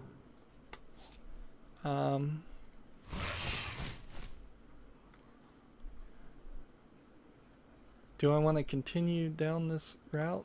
I think I just want to do this and see if we win. I think I've got it. I've got it! Victory! Great! And that was Jack asking how often I stream. Loki, of course, is gonna know how often I stream. But, if you're following me on Twitter, or if you have me subscribed and the bell clicked on YouTube, and you have a YouTube app, it'll tell you when I'm live. Like I said earlier at the beginning of the stream, many hours ago, a couple hours ago, I've experimented a little bit with scheduling streams, and I guess I could do that and just be a little bit off. So maybe after the stream I'll just schedule for 3 days at noon, but I might be 5+ hours off. It's unlikely I would stream at like 6 in the morning, but it's very possible I would stream at 5 or 6 in the evening on the same day. There are some hard limits, of course, where if I don't get the quest done in 3 days, then I won't get the quest for the 4th day, which means then I have less gold, and if I don't save up gold, then I can't buy the 50 card packs for the next expansion, which those videos are pretty popular when I do the card pack opening things. When there's a new expansion, that's when I put in the maximum effort towards Hearthstone, certainly, because then I'm making videos all day to show off the new cards and such, build new decks. I was able in the last expansion to separate that a little bit, and instead of streaming for almost 16 hours, I was able to do it in about 8 hours between 2 days. Because when there's a new expansion and you can look at the cards in Hearthstone, I want to look at every single card and just give my general idea of how I feel about it. And then the next day I want to do deck rebuilds, which is how I got all of the decks that I'm playing now, except for the one I just rebuilt right now. Maybe I made a couple tweaks after those deck rebuild videos. And those videos tend to get a lot more views than an average Hearthstone video, so they're rather helpful.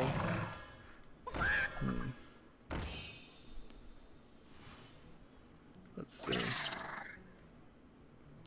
I don't want to enrage this guy, so I'm not going to attack him.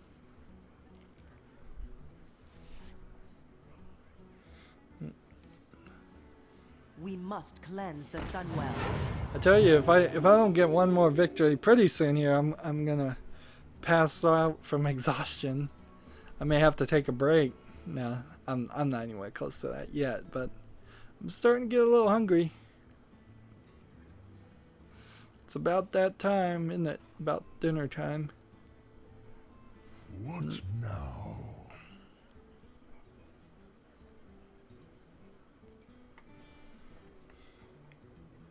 Come on, just give me the victory. Just concede.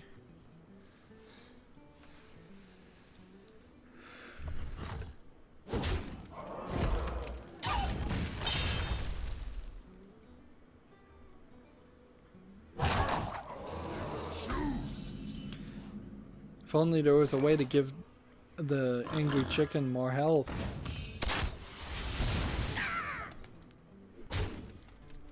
Let's see, do I want to...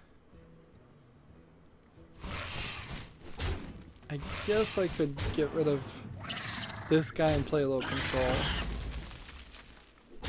Well done. This will be nice. If I can get around to playing it. Give your hero +2 attack every time you inspire him. So I could do 4 attack to the face. I need one more 1 mana character too. I haven't been able to play the main combination though of running Stampede or double Stampede. Alright.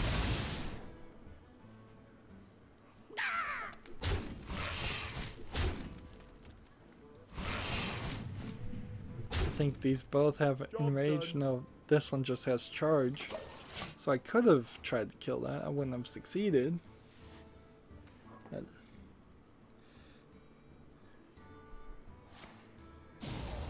by the way, Dynamancy spell makes your hero power give a permanent buff, not just temporary.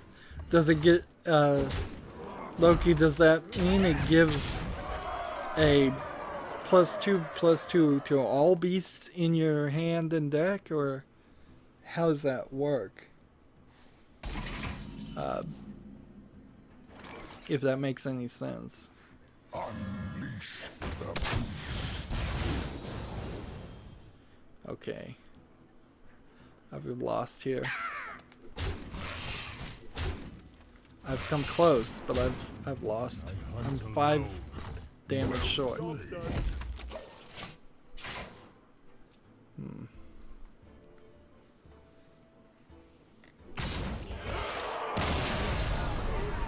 Let's see.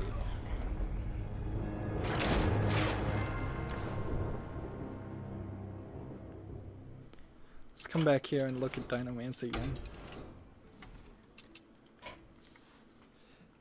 Even if it's a great card, unfortunately I can't afford it. I don't have the dust. Your hero power becomes give a beast +2/+2. It's the way that's phrased, it seems +2/+2 is only 1 beast. So while that's a permanent buff, that you can't lose it if they're silenced, I would guess. Is that what it means? Loki?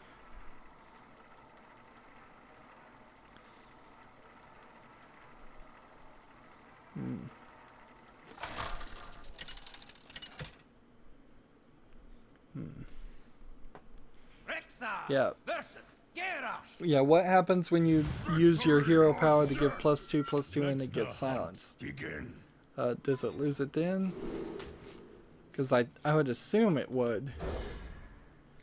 And any kind of permanent buff like that, I feel like it'd be kind of unfair for there to be no way around it. Let's see.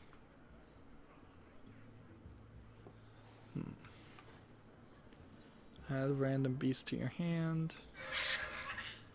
Start with that.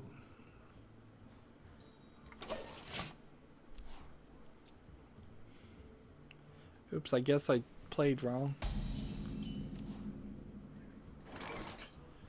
This, and then this, and then attack, and then attack, and then end the turn. And there goes my stomach growling. Hopefully the microphone won't pick that up. Armor made to fit. Only need one more victory. Let's see. This.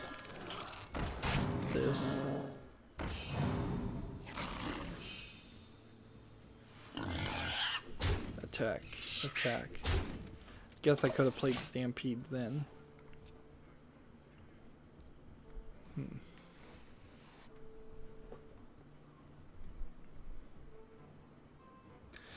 Loki says it would lose the buff to silence, but you can rebuff it. Yeah. I think +2/+2 is probably better than doing 2 damage to an enemy by default. But let's see. I think I have to play this here.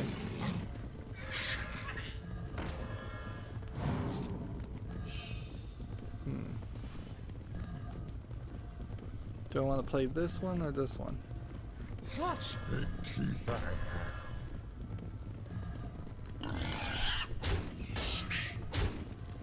go.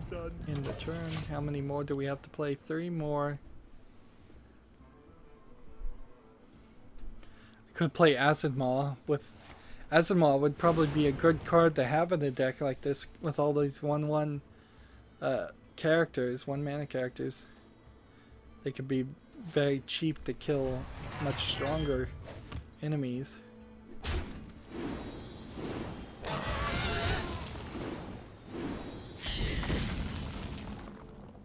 Let's see if you control at least 2, adapt.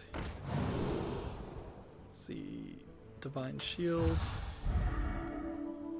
And then this. And then this.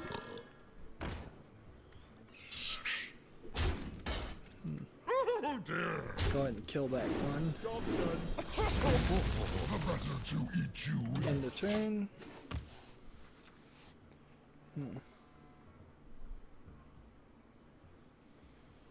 Loki says, yeah, it's better because it can help you through taunts and make better trades with the +2/+2 Dinomancy ability. I wish there was a lot more hero powers in general in the game. They haven't done too much with it. When you look to the left or the right of the hero abilities, like there's not enough implementation of weapons. There's not enough variety in hero powers.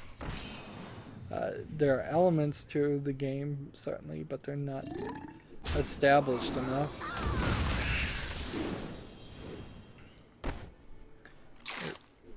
Kill that one. There. And turn. How far are we away? One more 1-mana thing, or I could play Acid Maw, which Acid Maw would work well too. Whirlwind helped him a little bit.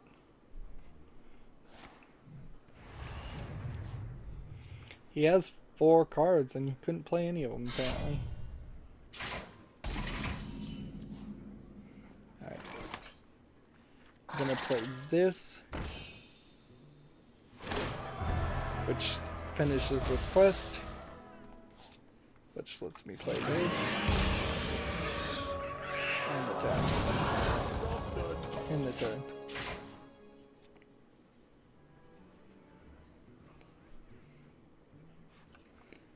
Stampede. Each time you play a beast, add a random beast to your hand. I guess Stampede's not as good as I thought it was, because I thought it was each time you play a beast, draw a new beast.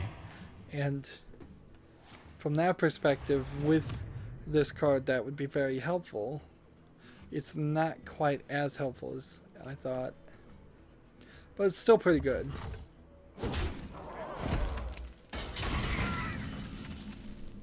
Alright. Have to do this.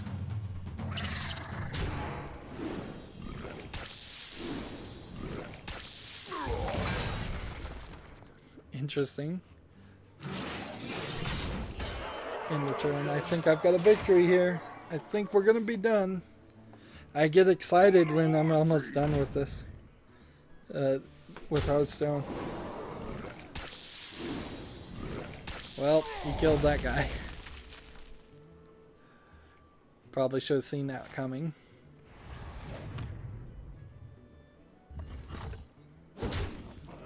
This will be an interesting trade.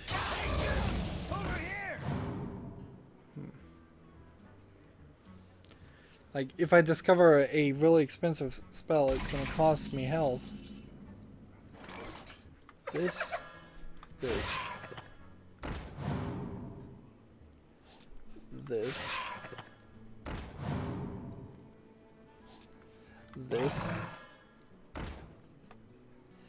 And let's see what this does.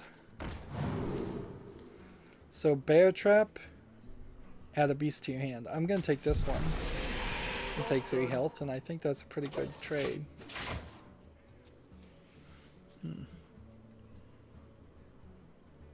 Now his right move would be to kill this one first, but he didn't. So now he's got to decide whether he wants to take 4 damage to his face, which he did.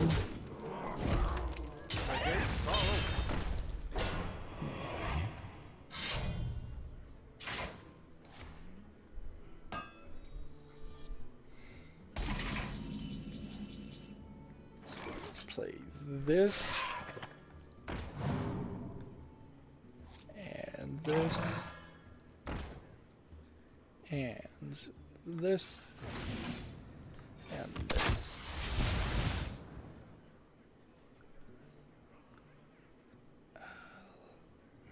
I guess we don't need this one.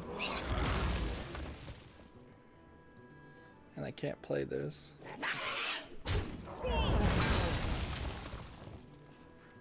Can play this. Attack there. I still think I've got it. He's got 3 cards he could play. Well, this is certainly going to be problematic. I'll probably be able to get +3/+3 on this one. There you go. Your beast have charge. Draw another beast. And do I want to wait? I think I do.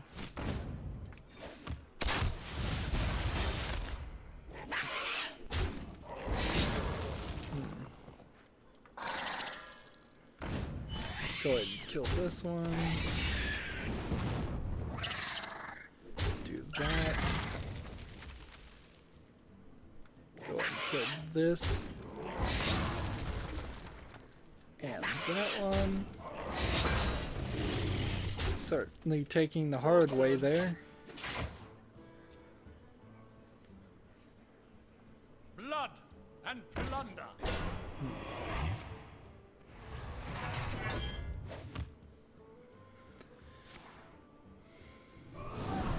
+4 attack this turn to kill this guy.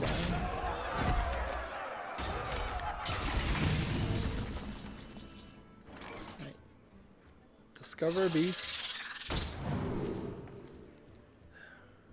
Adapt a friendly beast.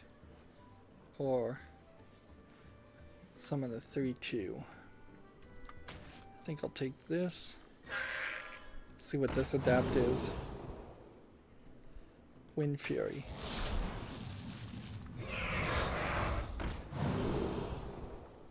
Stealth until your next turn. Bind Shield. And I can't attack because I didn't use my hero ability.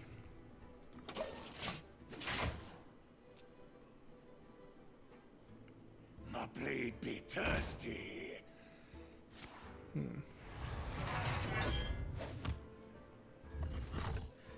That was a pretty good combination of adapts, but still not really selling me on the concept of adapting. Oh, people have commented. Right, mate. I'm gonna have to go and get some sleep. Good luck on your game and YouTube in general. See you next stream.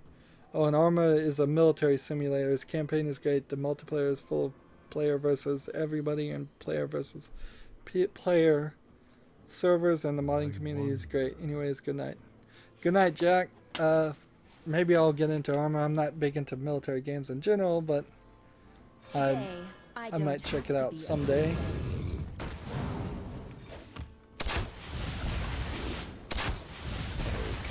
I think we've got this. I can't do that. Can't attack if you're a hero. Can only attack if your hero attacked this turn. Oh, is that why this card's not working for me?